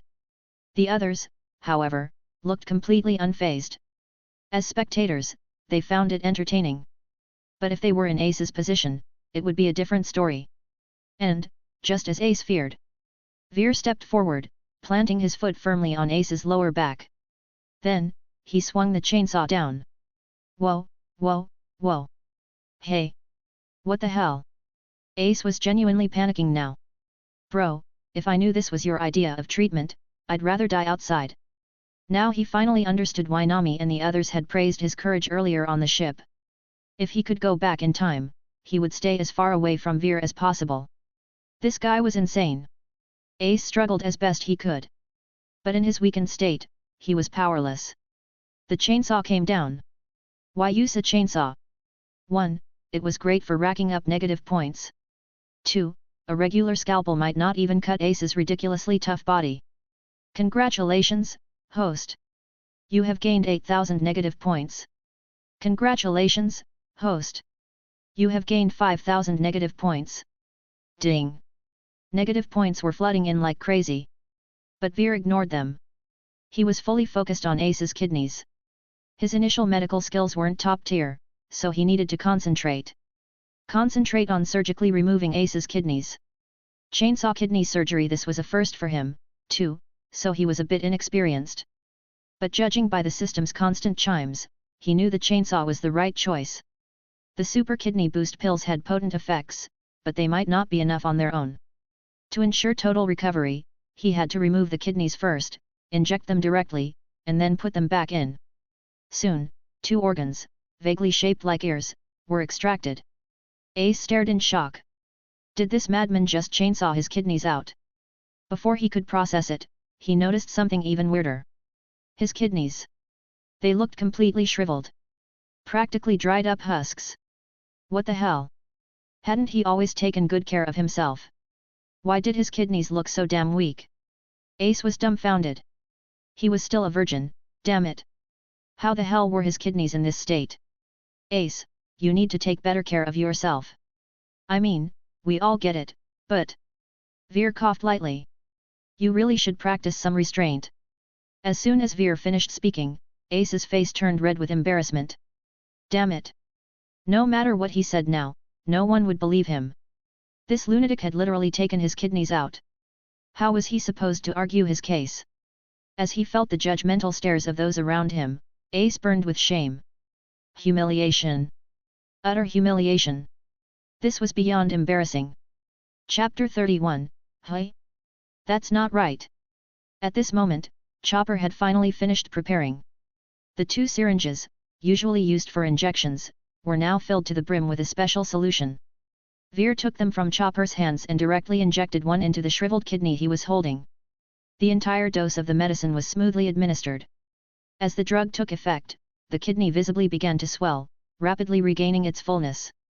The once wrinkled surface became smooth and glossy, its dull, lifeless grayish-black hue transforming into a vibrant crimson red. Before Ace could react, Sanji let out a startled cry. This is a miracle drug. Veer. Big bro Veer. How about giving me a shot as well? I promise I'll behave. Sanji was utterly ecstatic. Seeing the revitalized kidney in Veer's hand, he was genuinely envious. If he could get his hands on such a drug, wouldn't that mean? But before his fantasy could run wild, a sharp pain struck the top of his head, yanking him back to reality. Can't you see Veer is saving someone? Stop messing around. Nami's furious shout followed immediately after. Sanji chuckled sheepishly and dared not say another word. Though slightly speechless at the scene, Veer didn't stop his actions.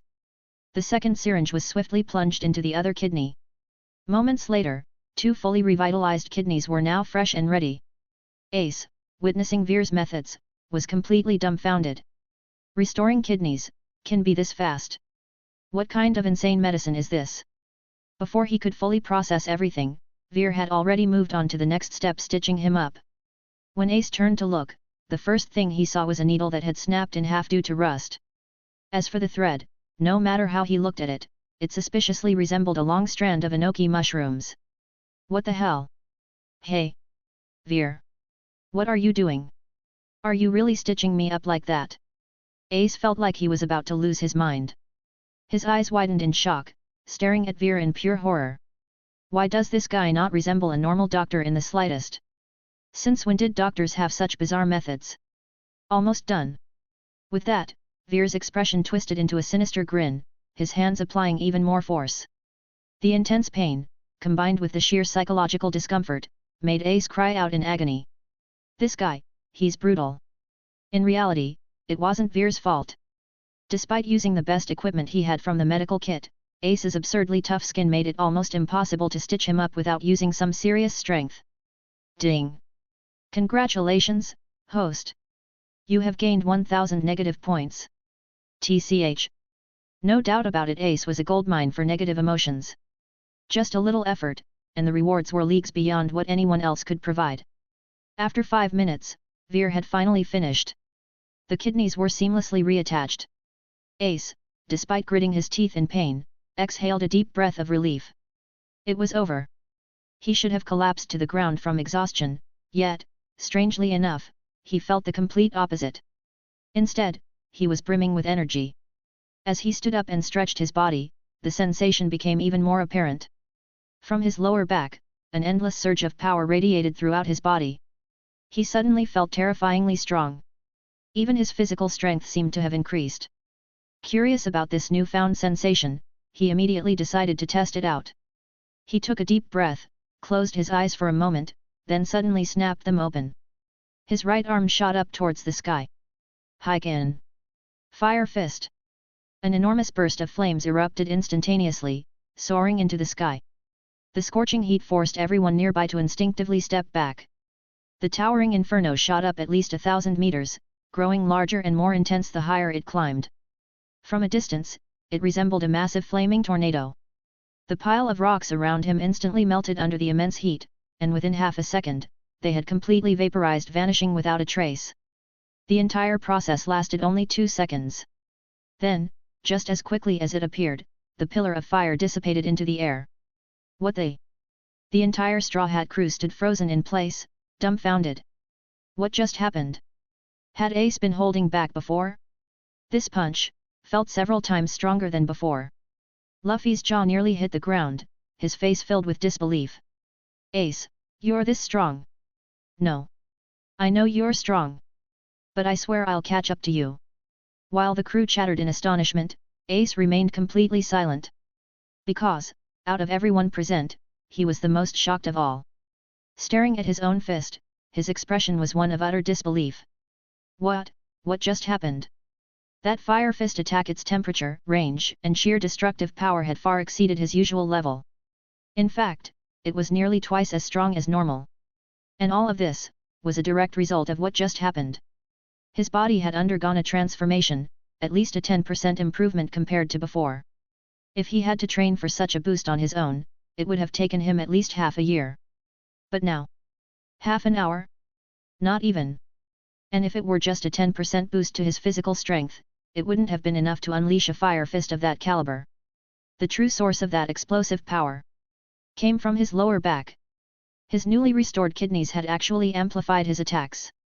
Even though he could tell that a significant portion of that energy had already been expended after that one move, it didn't change the fact that Veer's ability was absolutely ridiculous. Finally, Ace turned to face Veer. At this moment, any doubts Ace had about Veer's medical skills had completely vanished. This man was a miracle doctor. Not only had he restored him to peak condition, but he had even made him stronger. What else could this be if not a miracle? Old man still has hope. Ace decided right then and there he needed to call Whitebeard immediately and tell him to send people to pick up Veer. The sooner, the better. If not for his current mission, he would have outright kidnapped Veer himself. No one would be able to stop him. Veer. You're a miracle doctor. Ace finally snapped out of his shock, his face filled with excitement as he shouted at Veer. But truth be told, Veer wasn't faring any better. Watching Ace's test run of that punch, Veer himself was utterly dumbfounded.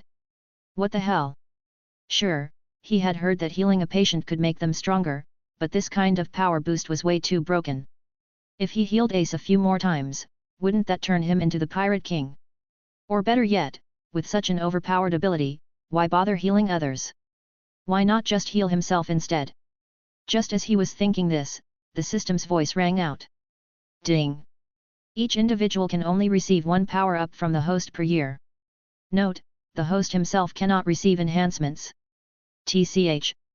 Well, if that's the case, then I guess this ability isn't as overpowered as I thought. Still, it's better than nothing. At that moment, the system finally announced the reward from this treatment session. Ding! Congratulations, host! You have acquired the ability, Armament Haki, intermediate level, about to break through to advanced level. Advanced Armament Haki will automatically unlock the Ryuo technique. Chapter 32, Armament Haki. Armament Haki? Veer felt an inexplicable power awakening within him. This newly awakened power should have felt completely foreign to him. Yet, the current situation was the exact opposite. It felt as natural as moving his own limbs. Those were the only words that could describe it. This sudden surge of power felt as if it had been with him all along. So familiar, so instinctive, like all he had to do was think, and the power would instantly flow to where it needed to be. So this is Armament Haki? Veer took a deep breath and slowly closed his eyes. After carefully sensing the changes in his body, he opened his eyes again, and with a mere thought. In an instant, his right hand turned pitch black, an abyss-like darkness coating it, radiating a dangerous aura. With Armament Haki, dealing with Crocodile would be much easier now. And not just any Armament Haki, this was some seriously advanced stuff. Looks like Ace wasn't just focusing on developing his Devil Fruit abilities. With Haki this strong, both offense and defense would receive a massive boost. That said, given Veer's current physical condition, his usage would be quite limited. But for now, it was more than enough. The crew watched him in confusion, eyes fixed on the blackened substance covering his hand. They didn't know what it was, but one thing was clear: it was dangerous. Dangerous enough that their instincts screamed at them to keep their distance. Since when did Veer have something this powerful? That was the question on everyone's mind. Meanwhile, Ace, standing in front of Veer, suddenly widened his eyes in shock. He couldn't help but blurt out in astonishment. Armament Haki. The crew exchanged confused glances. Armament Haki. They had never heard of such a thing and naturally had no idea what Ace was talking about. Ace, however, was once again completely blown away by Veer. He stared blankly at Veer, who was calmly examining his right hand. At the very beginning of the Grand Line, he had actually encountered a rookie pirate who had already awakened Armament Haki. Technically speaking, it wasn't impossible. What shocked him was the strength of this Haki. That deep, dark hue and the aura it exuded, it all screamed extraordinary. How is this even fair? He was certain Veer had just awakened it because before this, he hadn't sensed even the slightest trace of Armament Haki from him. And yet he's already at this level. Are you kidding me? In the future, this guy would definitely become a powerhouse beyond imagination. Luffy really hit the jackpot with this one. Hearing Ace's shout, Veer turned to look at him. Seeing Ace's expression, Veer couldn't help but feel a sense of satisfaction. Oh, this? I kinda just awakened it by accident. Ace's face darkened immediately. By accident? Alright. Fine, you win. You really know how to talk, hey? Noticing the crew's confusion, Ace figured they had never heard of Armament Haki before. He had been the same when he first set out to sea. After explaining it to them, everyone's perception of Veer shifted dramatically. According to Ace, the practical applications of Armament Haki were absolutely insane. All the top-tier fighters possessed it. And they had all mastered it to an advanced level. There were even warriors who specialized solely in Armament Haki, relying on it alone to dominate the battlefield. Its importance couldn't be overstated. Ace explained that Armament Haki was awakened through rigorous training. Once a person's strength reached a certain threshold, with enough practice, they would eventually awaken it. However, boosting its strength was an entirely different story. None of them had shown any signs of awakening it yet. As Ace bluntly put it, your bodies are too weak, so you can't awaken it. But Veer? Not only did he awaken it effortlessly, his starting point was already at an insanely high level. The gap was clear as day. This isn't that hard, really. You guys will learn it eventually, Veer reassured them. The crew knew this wasn't something they could force. Their bodies were still too weak. Even Luffy wasn't pestering Ace to teach him yet. How are you feeling, my patient? Veer turned his attention back to Ace. Ace snapped out of his thoughts, realizing he had been too focused on Veer's haki. I feel way stronger now. How did you do it, Veer? This is insane. Ace had traveled far and wide but had never seen a method of power-up this fast and effortless. Well, maybe not effortless. But definitely fast. Hearing this, everyone turned to Veer, all equally stunned. Wait, what? Getting treated by Veer boosts your strength. No way, right? Sanji and Nami, both of whom had been treated by Veer before, were skeptical. But judging by that punch Ace just threw, the power-up was very real. Then why didn't we get stronger? Are we just too weak? Luffy and Zoro, on the other hand, had a completely different reaction. Their eyes were practically glowing. A way to get stronger. To Zoro, Veer no longer seemed so terrifying. He even looked a little adorable. As a swordsman obsessed with growth, enduring some torture during treatment was a small price to pay. As for Luffy, seeing Ace suddenly pull ahead in strength again felt unfair. If Ace got a cheat, then he wanted a cheat too. Pfft, this is just basic stuff. You think I'd make you suffer for nothing? If you're feeling better, let's get moving. Speaking of which, your stomach's really something else, huh? Can't even handle clean food? Tisk tisk tisk. Veer eyed Ace up and down before shaking his head in mock disappointment. Ace was speechless. Basic stuff. If this was basic, then reality was completely broken. Veer's medical skills were unfathomable. As for his stomach, even Ace didn't understand why he, the strongest among them, was the only one who got food poisoning. I'm fine now. I feel great. Let's go. Not wanting to continue the topic, Ace quickly changed the subject. With that, the crew set off again. After all, they had wasted enough time here because of him. Luffy, now fully hydrated, was bouncing around at the front, his boundless energy making others tired just watching him. Big bro, can reindeers learn armament haki too? Chopper, looking uncertain, glanced up at Veer, his voice carrying a hint of worry. Veer saw his concern, patted his pink hat, and grinned. Of course reindeers can. Then he leaned in and whispered, with my personal guidance, you'll be the second to awaken it. Chopper froze mid-step, his brain short-circuiting. Wait, weren't we just saying it wasn't something you could teach? Before he could ask, Veer continued, and that rumble ball of yours? It's garbage. Too many side effects. Once we're back on the ship, I'll help you fix it. Chopper's eyes widened in shock, then filled with emotion. Master, not only is he giving me special treatment, but he's also going to improve my rumble ball. Why is he so good to me? Chopper's lips quivered, and his eyes began to water. This was the third human who had genuinely cared for him, though he had already known. Veer smiled faintly. Just kidding. Teaching them armament haki would be exhausting. Let them figure it out on their own. But a disciple is different. A disciple deserves to be spoiled. Since I'm your master, of course I'll give you some special treatment.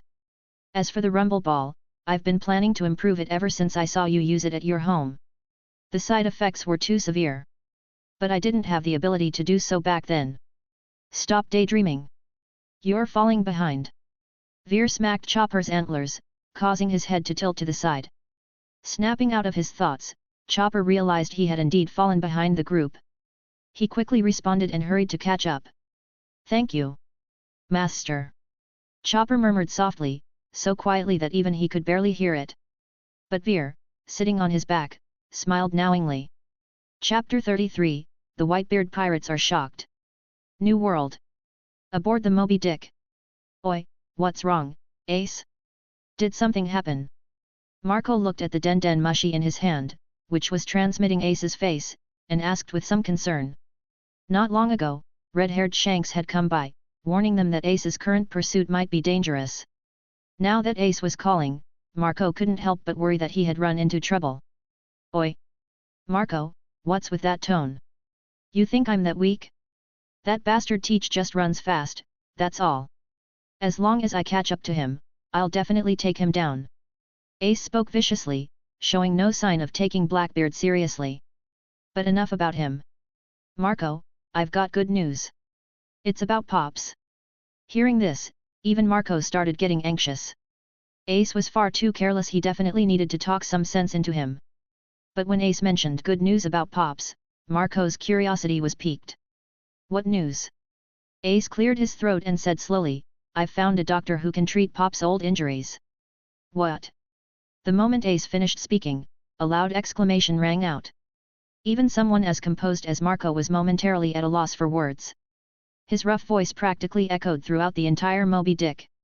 Hearing Marco shout like that, the rest of the crew quickly gathered around. If Marco reacted like this, it had to be something big. Yozu, with his broad and imposing figure, was the first to approach. Just as he was about to ask what was going on, Marco urgently spoke into the Den Mushi. Ace, you better not be joking. You should know that Pop's injuries aren't something just anyone can heal. The gathered crew immediately understood why Marco had lost his composure. Ace had found a doctor capable of treating Pop's injuries. Could he have been deceived? That was everyone's first thought. Even Marco couldn't help but think the same. No one knew Pop's condition better than him. But Ace's next words made them waver. His treatment can also enhance a person's strength. Ace didn't say much, just that one sentence. Yet, those simple words made everyone's eyes widen in shock. Healing and strength enhancement? What did that mean? Individually, the words were easy to understand, but together, they didn't make much sense. This was unheard of. It only made them more convinced that Ace had been tricked. Surely, Ace didn't actually believe something this ridiculous? But before they could ask further, Ace continued. The person whose strength was enhanced, is me. And my power increased by at least 10%. What? This time, the uproar was even louder. The commotion was so great that even Whitebeard, who had been dozing nearby, turned to look. What are these brats up to now? Whitebeard shook his head with a helpless smile. Meanwhile, the gathered crew found themselves at a loss for words. After all, the one claiming his strength had increased, was Ace himself. There was no way he would lie about something like this. Wait, how much did he just say? 10%? Gasp. Everyone involuntarily sucked in a breath. That wasn't a small amount. A 10% increase. If Ace's strength had truly increased by that much, then the doctor's abilities were beyond question. This was simply unbelievable. A doctor this powerful actually existed in the world? For the first time, they realized that medical skills could be used to enhance a person's strength. They had truly been ignorant. How could they have doubted such an amazing doctor? If what Ace said was true, then this doctor might actually be able to heal Pops.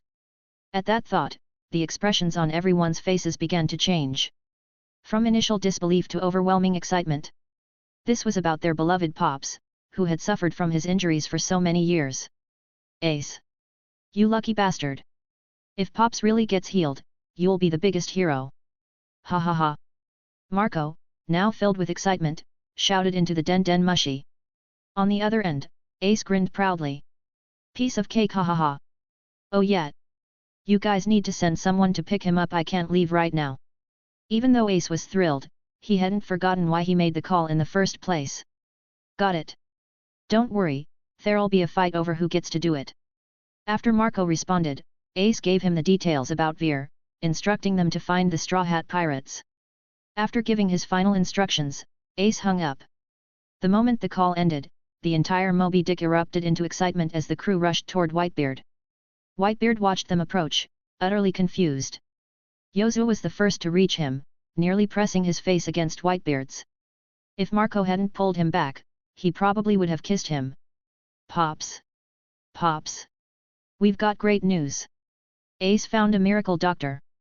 The entire crew shouted excitedly, their faces lit with joy. Marco took the lead in explaining. Pops, Ace met a doctor with incredible skills. He says this doctor can heal your injuries. We're sending a division commander to pick him up. We'll bring him here as fast as possible. After Marco finished, Whitebeard simply shook his head again. Resting his hand on his forehead, he looked a little troubled. He knew his own condition best. He didn't have much time left. He wanted to tell them not to waste their efforts, but seeing their hopeful eyes and expectant expressions, he couldn't bring himself to say it. These children of his. They had grown up. If they wanted to try, he wouldn't stop them. Gururara. Go quickly and come back soon. This old man doesn't have many days left. Whitebeard's booming laughter echoed, full of his usual carefree boldness. Woohoo! A loud cheer erupted across the ship. It wasn't because Pops had a few days left they knew he was joking. They had been worried he might refuse, given his nature, but now that he had agreed, it was time to move. Don't worry, Pops. It won't be long before he's standing right in front of you, Marco declared as the crew began arguing over who would be sent. The usually laid-back and brotherly atmosphere instantly turned into a heated competition. At first, it was all polite words, then tensions rose, and soon enough, fists started flying. You think your scrawny self can protect anyone? Step aside. And what about you, fatty? Don't get in my way. I'm obviously the best choice. Move it. After a chaotic scuffle, Whitebeard finally put a stop to it. Yozu will go. He should be able to protect a newcomer just fine. With that, the battle ended. Ahaha.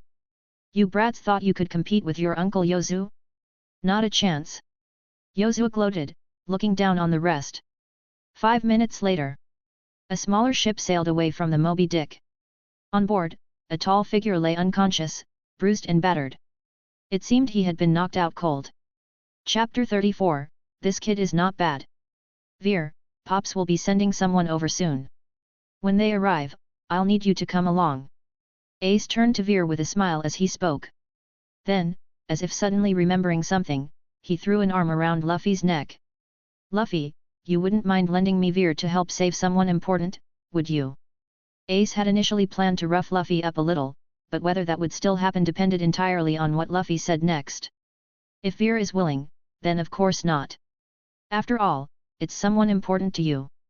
Luffy's face was squished from Ace's grip, making his words come out a little unclear. Hearing this, Ace let go of him with a disappointed look.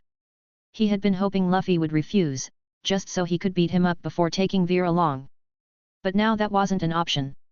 If Luffy had disagreed, Ace would have made him agree. Ace turned his gaze back to Veer.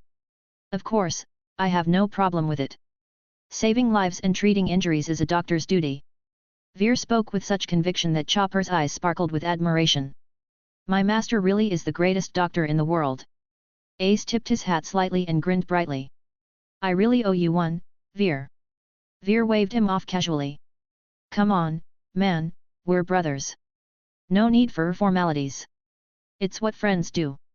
If you ever need help again, just find me. I won't charge. Ace was genuinely moved. This guy, despite his rough ways, was a true brother. Ace nodded firmly. At this moment, he felt that Veer was truly a great guy. At the very least, he was someone easy to be around. Puru puru puru. Just then, Ace's den mushi rang. Click. Hello. Ace answered as he walked off. Meanwhile, Veer started thinking about the upcoming events. Now that he had armament haki and was even close to mastering its advanced level, taking down Crocodile would be a piece of cake. Crocodile's strength probably took a nosedive after his mental breakdown. This fight shouldn't be too hard. Ace wouldn't be around much longer. Soon, only the Straw Hats and Veer would continue toward Yuba to find the rebel army. But the rebels had already left long ago. Going there would be a complete waste of time. A few hours lost in the desert wasn't ideal. The sooner they reached Rainbase, the better. He needed to think of a way to convince them. Once they got to Rainbase, everything should unfold as expected. Crocodile would move early, heading toward Alabasta. Luffy would fight him halfway, nearly die, and then Veer would step in to save him. After that, Veer would take Luffy to Alabasta. Luffy would fight Crocodile again while Veer collected Devil Fruit abilities from the defeated Baroque Works agents. By that time, Zoro and the others would have finished their battles. Veer would sweep through, collecting abilities without wasting a second. Just as he'd finish, Crocodile would be defeated, and everything would wrap up neatly. Veer smirked to himself. I'm a time management genius. Once everything was settled, he'd have even more strength than he could currently imagine. Luffy. Ace hung up his call and called out to Luffy, who had run ahead again. Luffy turned back. Hey? What's up? The others also stopped, looking toward Ace. I have to go now. The person I'm looking for has already left. I can't keep traveling with you guys. Ace's voice carried a hint of reluctance. After all, it had been years since he last saw his little brother. Veer also looked over. Ace was leaving already? That meant it was time to figure out how to get the Straw Hats to Rainbase directly. Ah. You're leaving? Oh well. Luffy looked disappointed. He hadn't expected Ace to leave so soon. Before leaving, Ace rummaged through his bag and pulled out a small piece of white paper. He tore a part off and handed one piece to Veer before giving another to Luffy. Luffy, puzzled, examined the paper in his hands. Ace grinned and explained, "This is a Vivre card. The sea is vast, but this will always point you to me." Luffy watched in amazement as the paper moved slightly in Ace's direction. Whoa! That's awesome! Ace then turned toward the Straw Hat crew, bowing slightly. My idiot brother has probably caused you a lot of trouble. I'll have to count on you guys to look after him. Nah, it's fine. He's not that dumb. You're too polite. Too polite. The crew felt a little flustered. Who would have thought Luffy had such a well-mannered older brother? It was honestly surprising. Oh, right, Luffy.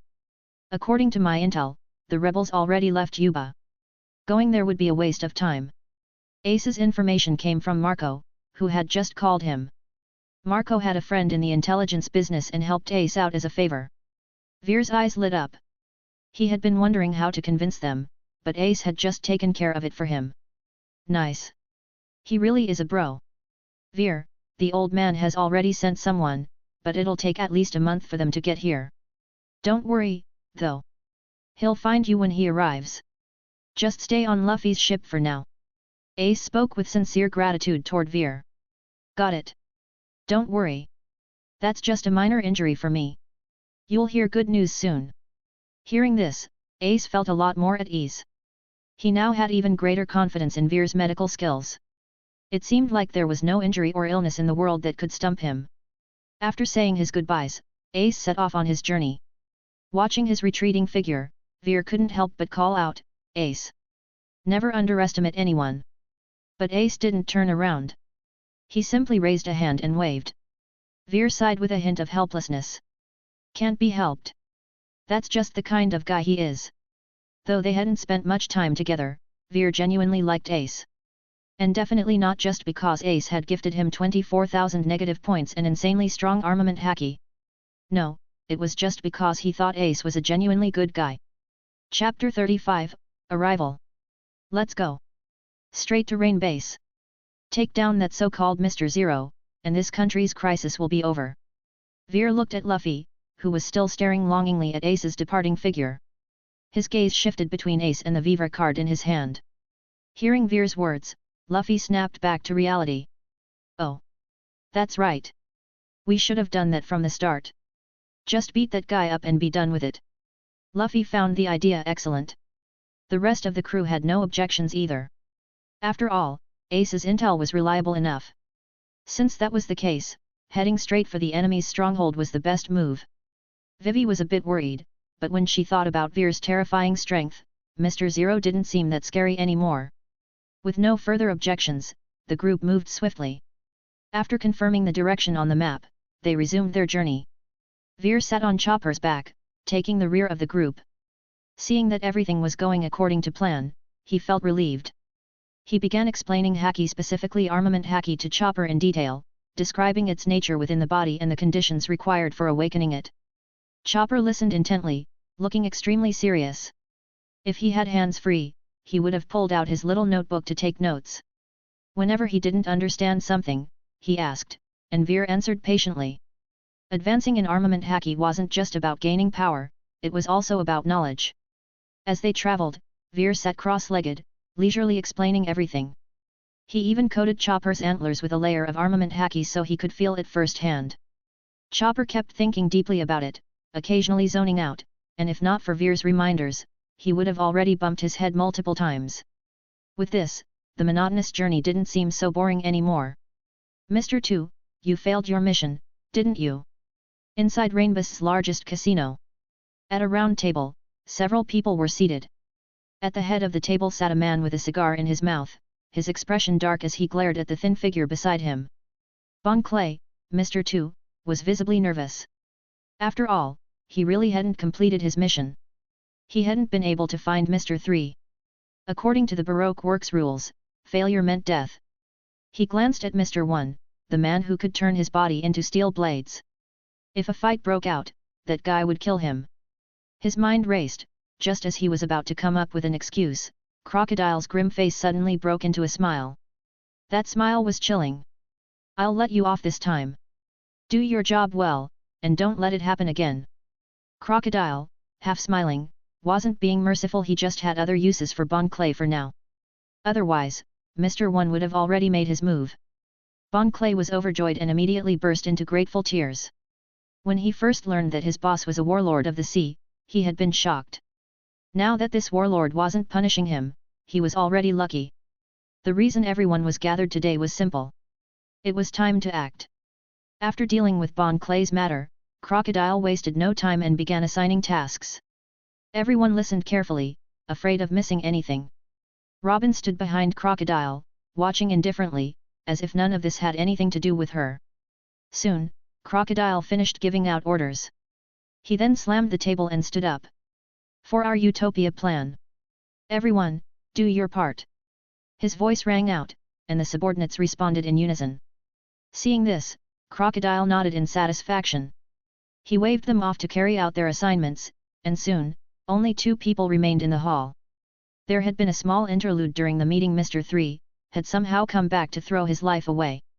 Now, he was inside a giant crocodile stomach. Crocodile had no sympathy for useless subordinates.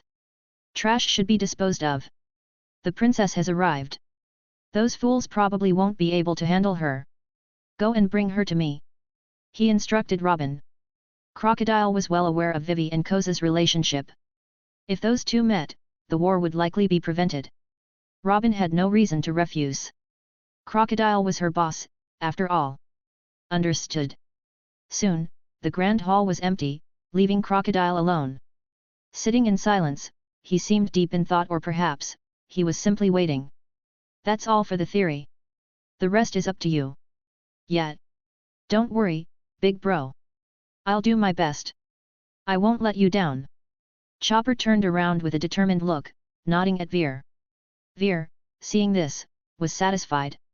This kid had strong determination. He looked ahead to check how much farther they had to go. And then, his eyes widened. They were close to Rainbase. But what shocked him was, the others were gone.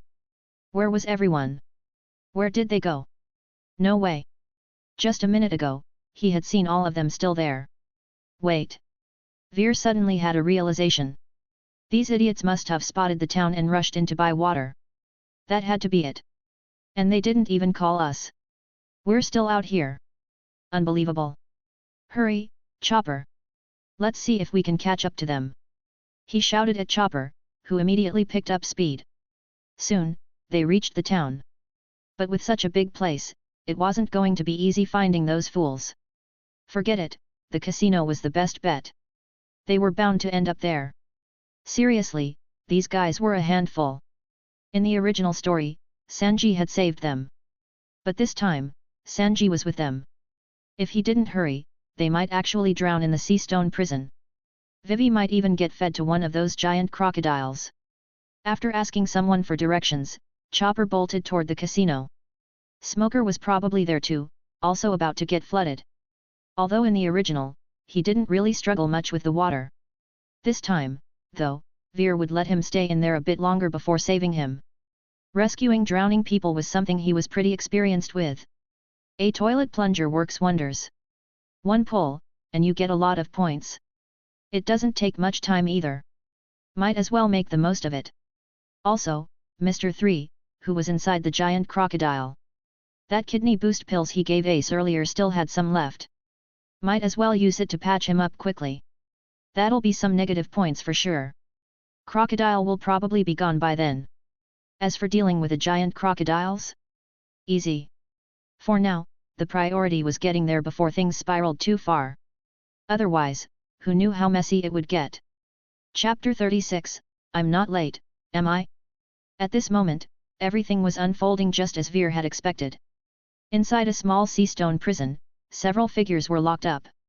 Sanji and Smoker were among them. Vivi was tied to a chair. Before her stood a man exhaling clouds of smoke.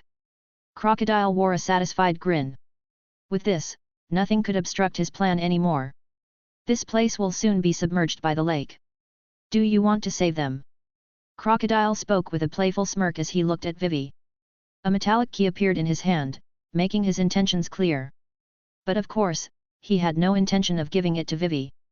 Instead, he casually tossed the key into the crocodile pit. These were no ordinary crocodiles, they were ferocious creatures that fed on sea kings. The moment the key hit the water, a crocodile swallowed it whole. Ha ha ha! Now, enjoy your time playing with these little fish. With that, Crocodile left with Robin, leaving Vivi tied firmly to the chair. Luffy was desperately trying to squeeze through the gaps of the iron cage, using all his strength. But the moment his body touched the sea prism stone, he collapsed, drained of all energy. Seeing this, Vivi knew she could no longer afford to sit idly by. If this continued, they would all die here. She began twisting her body, trying to use the sharp boomerang at her waist to cut through the ropes. However, just as she started moving, one of the enormous crocodiles suddenly leaped out of the massive water pit. It charged straight toward Vivi. Each step of its massive body sent tremors through the ground. Vivi! Cries of alarm erupted from inside the cage. Just as the beast was about to swallow Vivi whole, the ropes snapped. Vivi sprang to her feet, narrowly dodging the attack. A confident smile appeared on her face as she wielded her high-speed spinning weapon, radiating a powerful aura. Humph! You ugly croc! Prepare to be taken down. Seeing this, hope flickered in everyone's eyes. Maybe they had a chance. 1 minute later. Stop chasing me! Why doesn't it even react when I hit it? Vivi ran in terror as the giant crocodile pursued her relentlessly. This is bad. Vivi's attacks aren't working. She's not its match at all. Nami watched in distress, knowing Vivi could be devoured at any moment. We should have brought Veer along. He would have had a way to handle this. Usopp said regretfully. The moment they saw the town, they had all rushed in at full speed, just like Sanji would upon spotting a beautiful woman. They had completely forgotten about Veer, who had been lagging behind.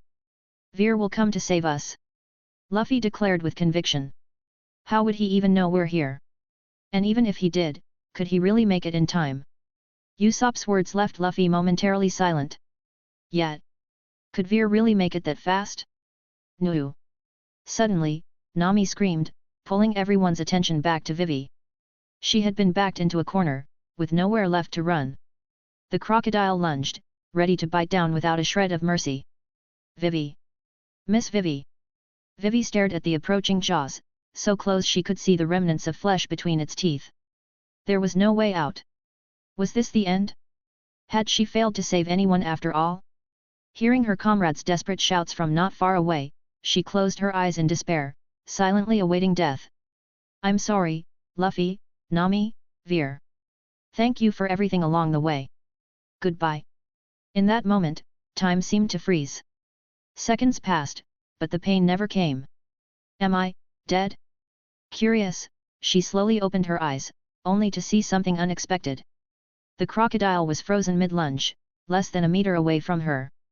Between her and the beast stood a figure clad in white.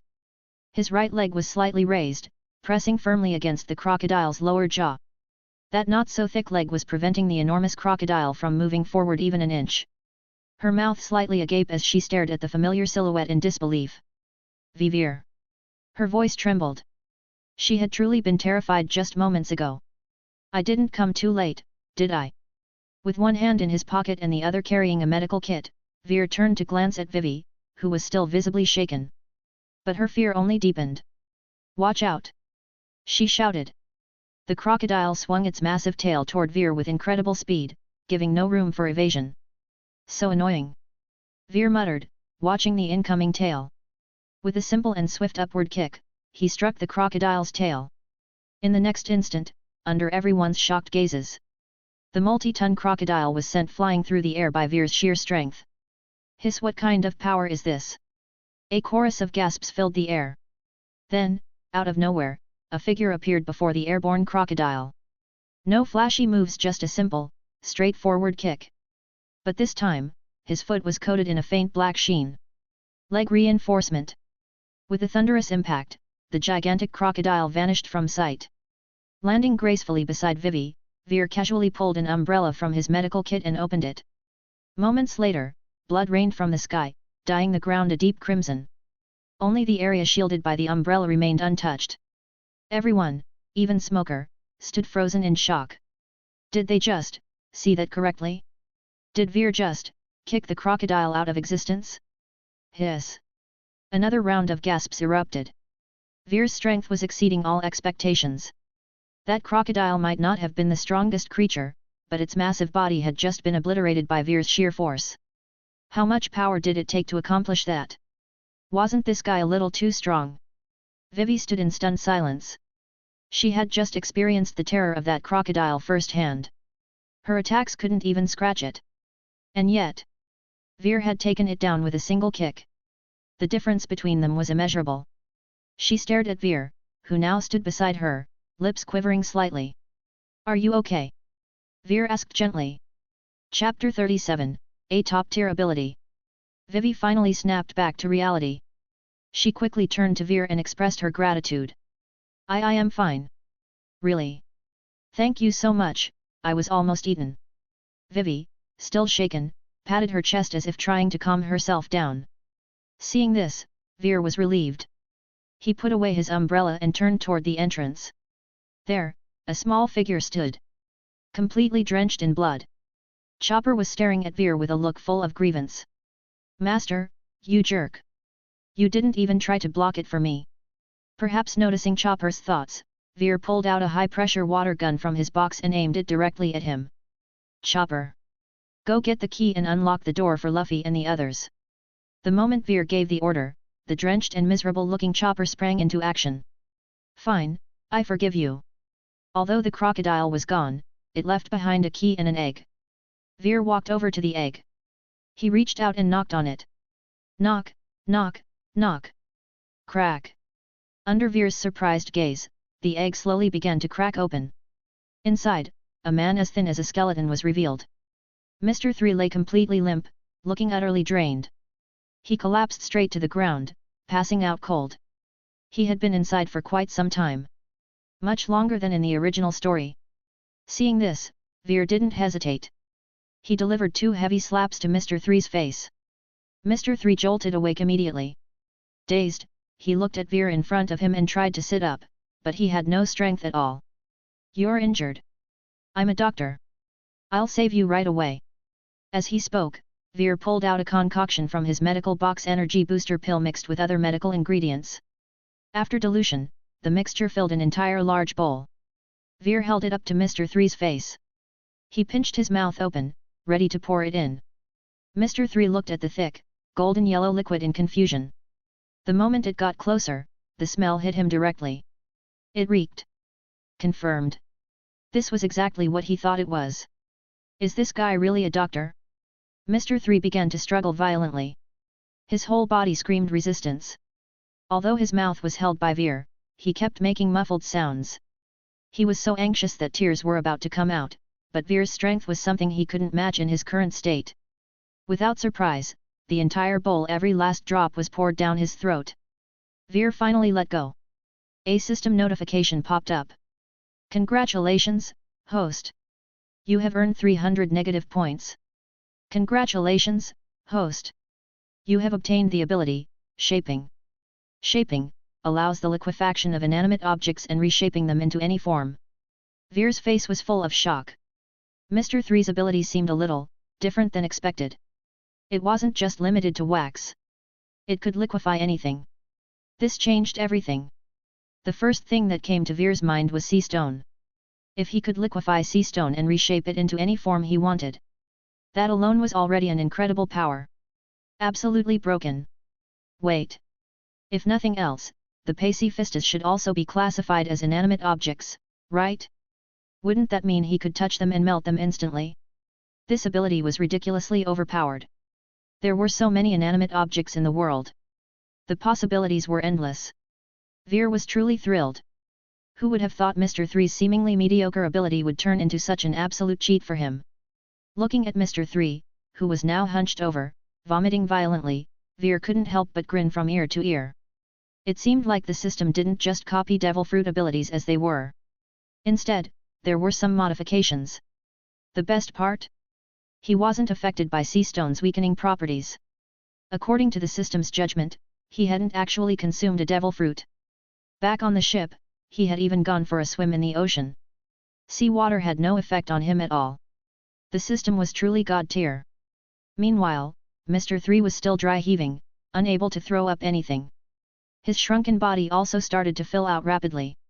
Seeing this, Veer decided not to force him to drink more. He had already obtained the ability. At that moment, the surrounding windows shattered with a loud crash. A massive surge of water rushed in from the outside. In the blink of an eye, it reached their ankles. Veer knew he couldn't wait any longer. He walked straight to the cage. Chopper was struggling to unlock the cell door with the key he had worked so hard to find. But no matter what he did, it wouldn't open. Everyone quickly realized Crocodile had given them a fake key. They had been tricked. This key doesn't work. What do we do now? Everyone was starting to panic. Outside, Vivi was banging on the bars in distress. The water level was rising faster and faster. Are we going to die here? Inside the cell, everyone had started to despair. Sea stone was incredibly tough. It was impossible to break. In such a short time, the water had already reached Luffy's chest. He was completely out of strength, relying on Zoro to hold him up. Veer. Can you do something? Nami looked at Veer anxiously. Veer was their last hope. Everyone turned to him. But when they thought about how hard sea stone was, their hope dimmed. Could anyone really break it? Even Veer probably couldn't. Veer, please save them. They'll drown in there. Vivi pleaded, on the verge of tears. She clung to Veer's arm, shaking it desperately. Veer was speechless. Why did Vivi make it sound like he wasn't planning to save them? Sighing, Veer first grabbed Chopper, who was completely exhausted, and tossed him onto his head. Chopper quickly clung onto him. Then, Veer reached out and grabbed the sturdy sea stone bars.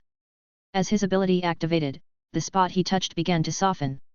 Everyone's expressions changed instantly. The area Veer touched was melting. And at an astonishing speed. Under everyone's stunned gazes, within just 5 seconds, the so-called hardest stone in the world had vanished. It had turned into a puddle of liquid, sinking into the rising water. This. What kind of technique was this? When did Veer gain such a power? Even sea stone could be liquefied? Smoker, standing at the back, widened his eyes in shock. Who was this guy? Kicking a crocodile weighing thousands of pounds into oblivion was one thing. But now he could even melt sea stone? And he hadn't even eaten a devil fruit. He was doing this purely with his own power. What kind of ability was this?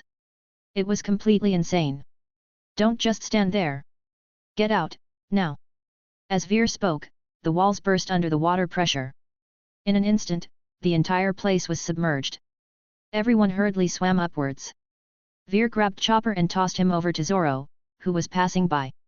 Then, he walked into the cell and sat down beside Smoker. Quietly watching him. Waiting for him to drown. Chapter 38, Is this how you treat your savior? Smoker had already rolled his eyes by this point. But Veer still wasn't in a hurry to save him. Wait a little longer. It wasn't enough yet. After about 5 minutes, seeing that Smoker was starting to convulse and kick his legs, Veer finally pulled him up at a leisurely pace. The two swiftly swam towards the surface. Once they reached the shore, Veer unceremoniously tossed Smoker onto the ground. Ignoring the strange looks from those around him, Veer placed his foot on Smoker's head.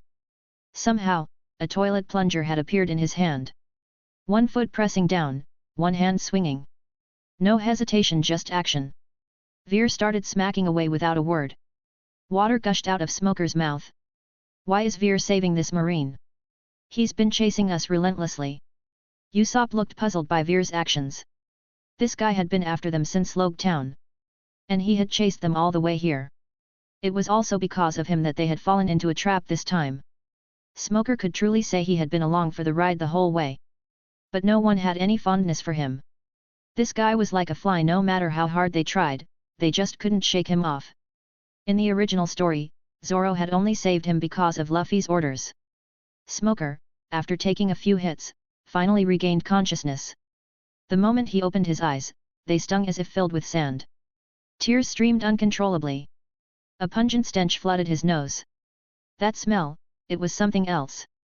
Smoker immediately vomited. The scene instantly became even more unbearable. No one could bring themselves to keep watching. It was simply too cruel. Ding! Congratulations to the host for gaining 1000 negative points. Ding! Congratulations to the host for acquiring the ability, Mastery in Motorcycle Riding. What the hell? This ability made Veer's vision go dark for a second. Mastery in Motorcycle Riding? Are you kidding me, bro? This thing. Whatever. Smoker didn't have any great abilities anyway. Getting a free 1000 negative points was already a win. He was getting really close to 30,000 now. Smoker finally regained some strength. With a swift movement, he spat out the toilet plunger from his mouth. Transforming into smoke, his face was now twisted with fury. He looked as if he wanted to tear Veer apart alive. You bastard! Hovering mid-air, Smoker roared in rage. What happened today was the ultimate humiliation for him. He had actually been violated with a toilet plunger. How could he remain rational after that? Enraged, he charged down immediately. His right arm turned into smoke, aiming straight for Veer. We're done for. Veer, run! This guy is really strong. Usopp shouted at the top of his lungs. He had warned Veer not to save him. Now look at the mess they were in. Usopp felt it was totally unfair for Veer. Smoker's strength had already left an impression on them. Everyone thought there was no way Veer could win against him. All they wanted was for him to escape. But Veer just stood there, motionless. He acted as if he didn't even see Smoker charging at him. Seeing this, Smoker's rage burned even hotter. His speed surged. In the blink of an eye, he was in front of Veer. Just as his fist was about to land, Veer finally moved. His right leg lifted sharply, drawing a perfect arc in the air. A clean kick struck Smoker square in the face. Everyone saw a sudden swirl of smoke, and when it cleared, Smoker was already under Veer's foot. And his prized sea stone weapon had been snapped in half. The broken pieces lay scattered on the ground. This. Everyone was stunned again. In just a few short minutes, Veer had shocked them wave after wave. They could barely keep up. Veer was utterly ridiculous. Even the smoke guy wasn't his match. How strong was he really? They suddenly realized that after spending so much time with Veer, they still had no idea what his true limits were. They had never seen him fight with all his strength. Just now, all he did was make a simple, perfect semicircle motion. And Smoker was already down at his feet. Smoker, too, was in complete shock. This guy. He could actually hit his real body. Veer's strength was beyond his expectations. The foot pressing down on his head felt as heavy as 1,000 tons. He couldn't move at all. So this is how the Marines treat their saviors? At least show some respect for your doctor, damn it. Veer said, finally lifting his foot lightly. He didn't continue attacking. This guy had just lost his cool for a moment. It was forgivable. Smoker got up, dusted off his head, and said nothing more. Veer shot Chopper a look, and Chopper immediately understood. He whistled loudly. 3 seconds later, the ground trembled. Soon after, a massive crab emerged not far from them. This was the little brother that Veer and Chopper had tamed earlier in the desert. Get on! We have to hurry to the capital. The battle might have already started. You guys go ahead, Chopper and I will catch up soon. Hearing this, everyone stared at Veer in admiration.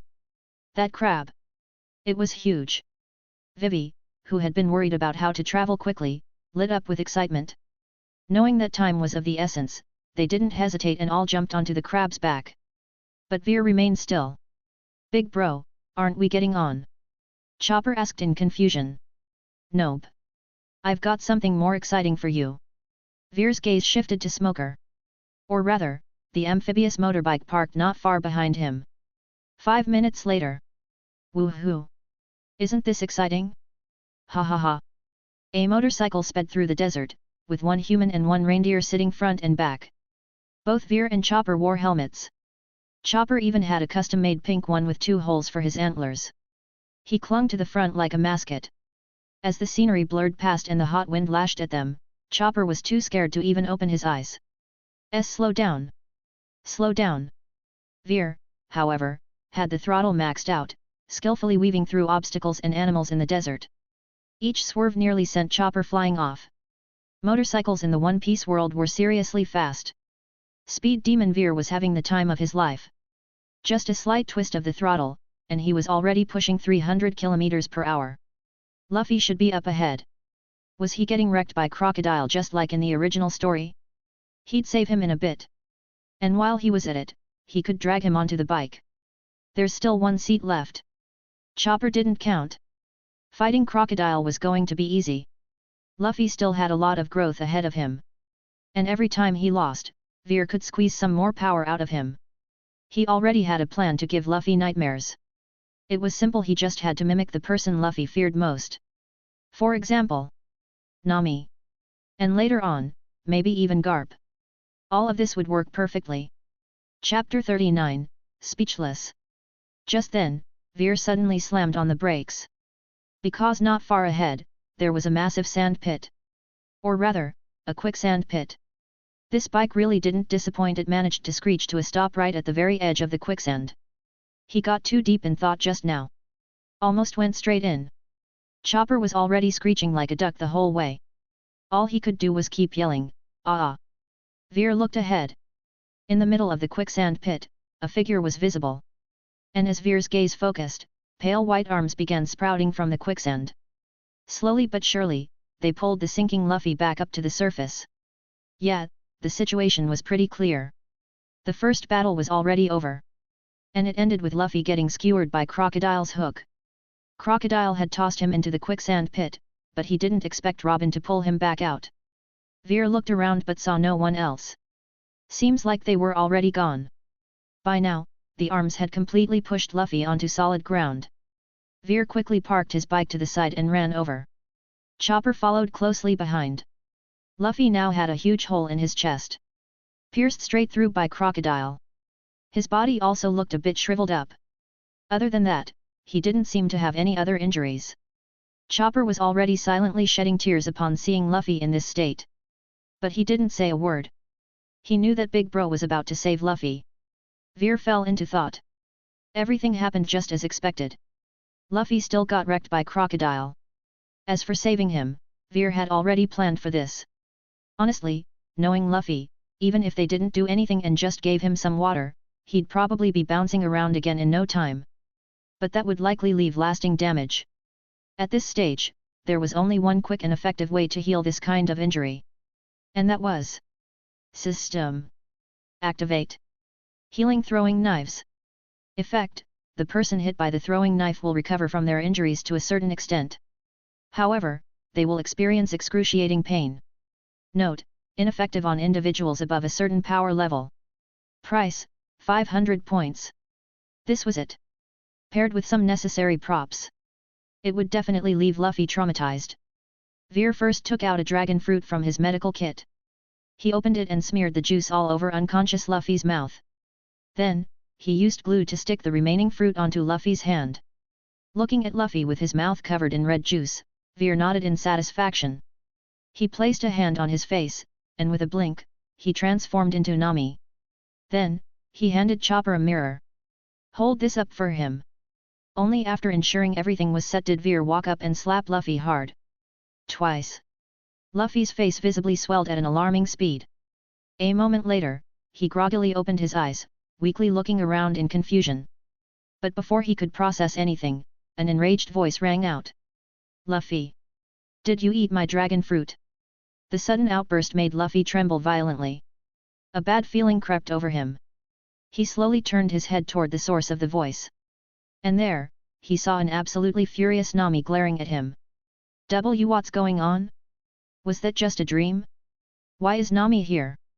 But when he spotted the familiar mark of their crew on Nami's hand, he didn't doubt her identity. Before he could think any further, Nami stomped over. Her voice repeated like a curse. Did you eat my dragon fruit? Luffy panicked on the spot. Nami looked dangerous. I didn't. I didn't eat any dragon fruit. Luffy hurriedly denied it. Still lying. Look at yourself in the mirror. And look at what's in your hand. Luffy instinctively turned to the mirror Nami was pointing at. In the reflection, his mouth was covered in red juice. He panicked. Then he saw his hand. No matter how much he shook it, the dragon fruit stuck firmly. He really started to freak out. Nami. It wasn't me. I swear. Listen to me. Seeing Nami's face darken even further, Luffy desperately tried to back away. But his injuries kept him from escaping. Nami. Calm down. Nami ignored him completely. She stood about 5 meters away, silently pulling out a throwing knife.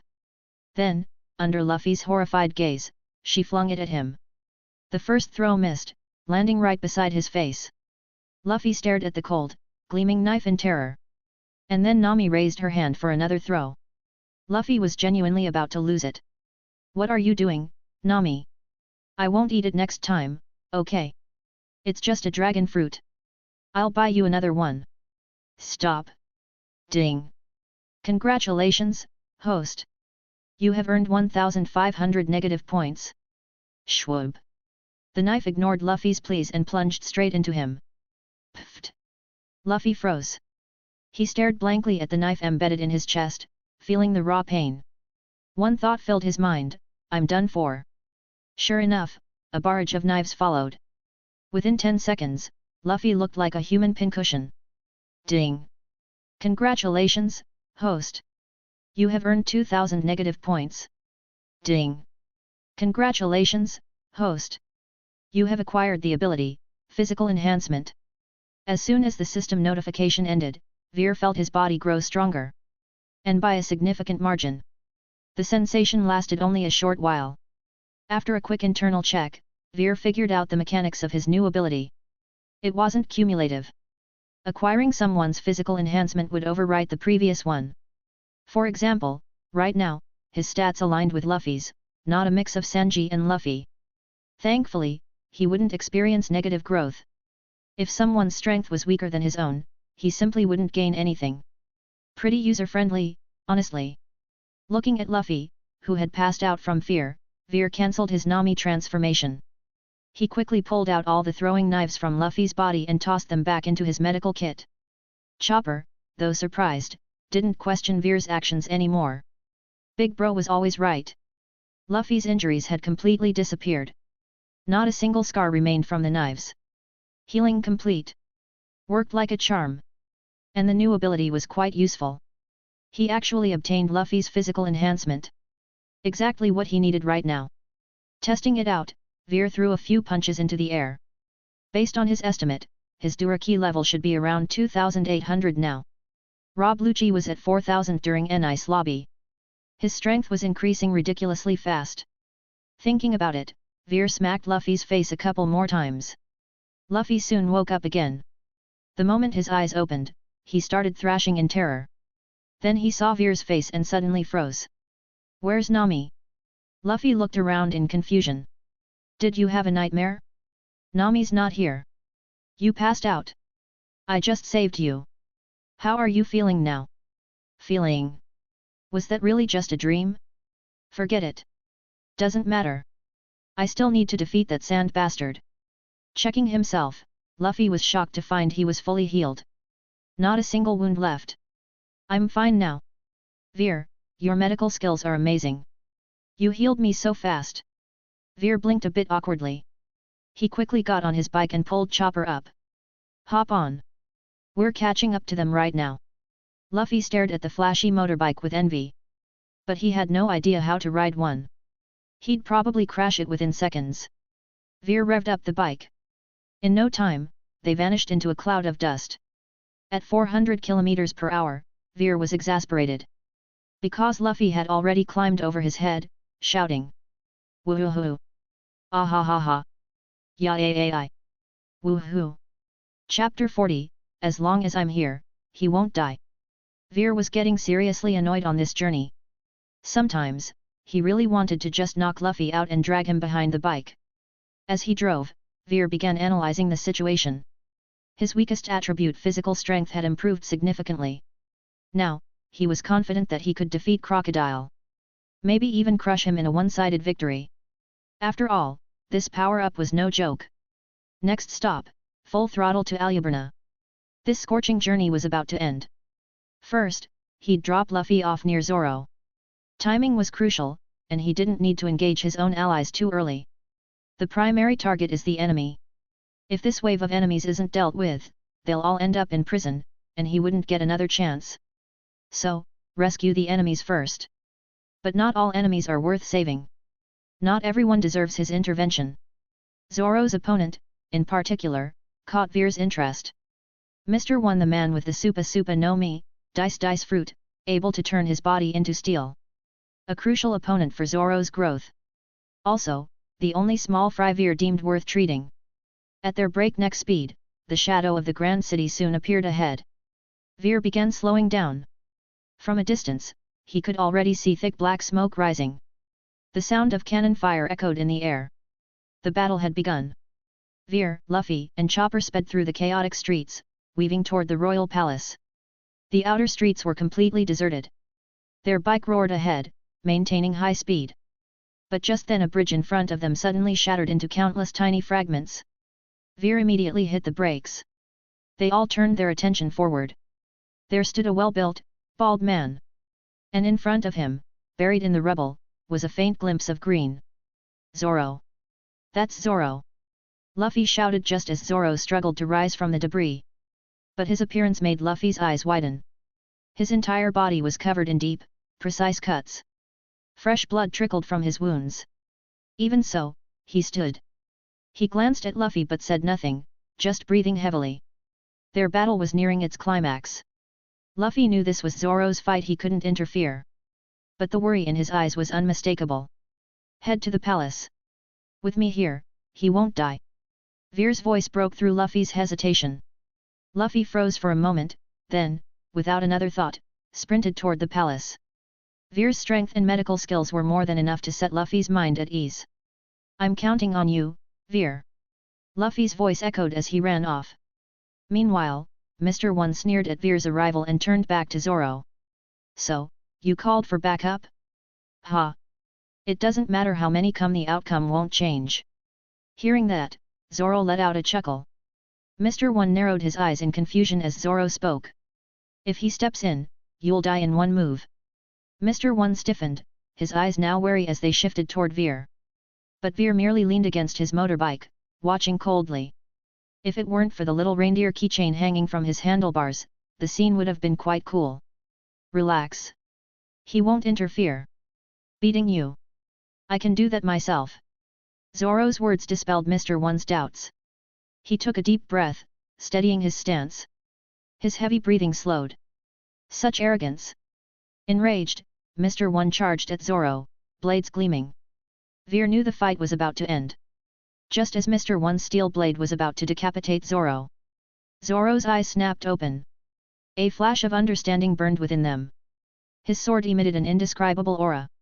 In the next instant, he lunged forward. Their figures blurred as they crossed paths. A flash of steel. Silence. No sound of metal clashing.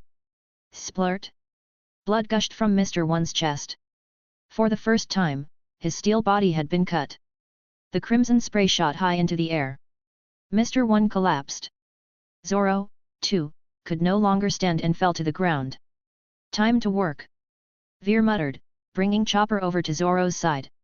He tossed Chopper down and pointed at Zoro. Give him emergency treatment. Just keep him alive, I'll do the rest later.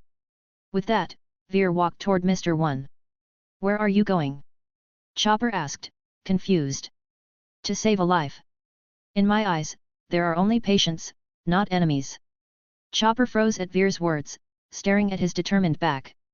Was this the level of a true doctor? I still have so much to learn. Even Zoro's gaze toward Veer turned to one of admiration. A doctor like this was rare in this world. Veer crouched beside Mr. 1 and flipped him over. 3 deep, intersecting wounds slashed across his chest, revealing bone. Blood kept pouring out. Despite the pain, Mr. 1's gaze held nothing but respect as he looked at Veer. A true doctor. Veer ignored him and got to work. He pulled out a brick. Mr. One looked confused. Before he could react, Veer swung it down hard on his forehead. Mr. One's eyes widened in horror. Thud. A sharp pain exploded in his skull, but strangely, there was no wound. Anesthetic brick. Effect: striking a defenseless target will induce anesthetic status. Anesthetic status: conscious mind, paralyzed body. Price: 2,000 points. Veer had spent a fortune on this item. But since it was reusable, it was worth the cost. Now that Mr. One was immobilized, all that was left was stopping the bleeding, stitching him up, and bandaging him. Veer took out a rusty needle and a bundle of makeshift stitching thread. Under Mr. One's horrified gaze, he reached for the wound. Ding! Congratulations, host, for obtaining 200 negative points. So little? Figures. Mr. One was strong but not a major player. As Veer touched the wound, something felt off. A rib was displaced, not broken, just misaligned. TCH. Annoying. Veer sighed, slipping on his bacteria-covered sterile gloves. Without hesitation, he reached inside Mr. One's chest cavity. Mr. One's mind shattered. He took it back, this guy wasn't a doctor. He was a butcher. An absolute quack. What kind of medical tools were these? Veer grasped the misaligned rib. Bro! What are you doing? Mr. One's eyes were filled with sheer panic. Crack! Not broken, just reset perfectly in place. Mr. One's expression twisted in utter disbelief. He could do nothing but feel everything, a hand, moving his rib. This feeling. The rest was simple. Disinfect, stitch, bandage. The full treatment was complete in no time. Though, the tools were probably a bit tetanus-inducing. Ding! Congratulations, host, for obtaining 500 negative points. Ding! Congratulations, host, for acquiring the ability, Steel Transformation. Steel Transformation temporarily converts anything touched into steel. Thanks for listening.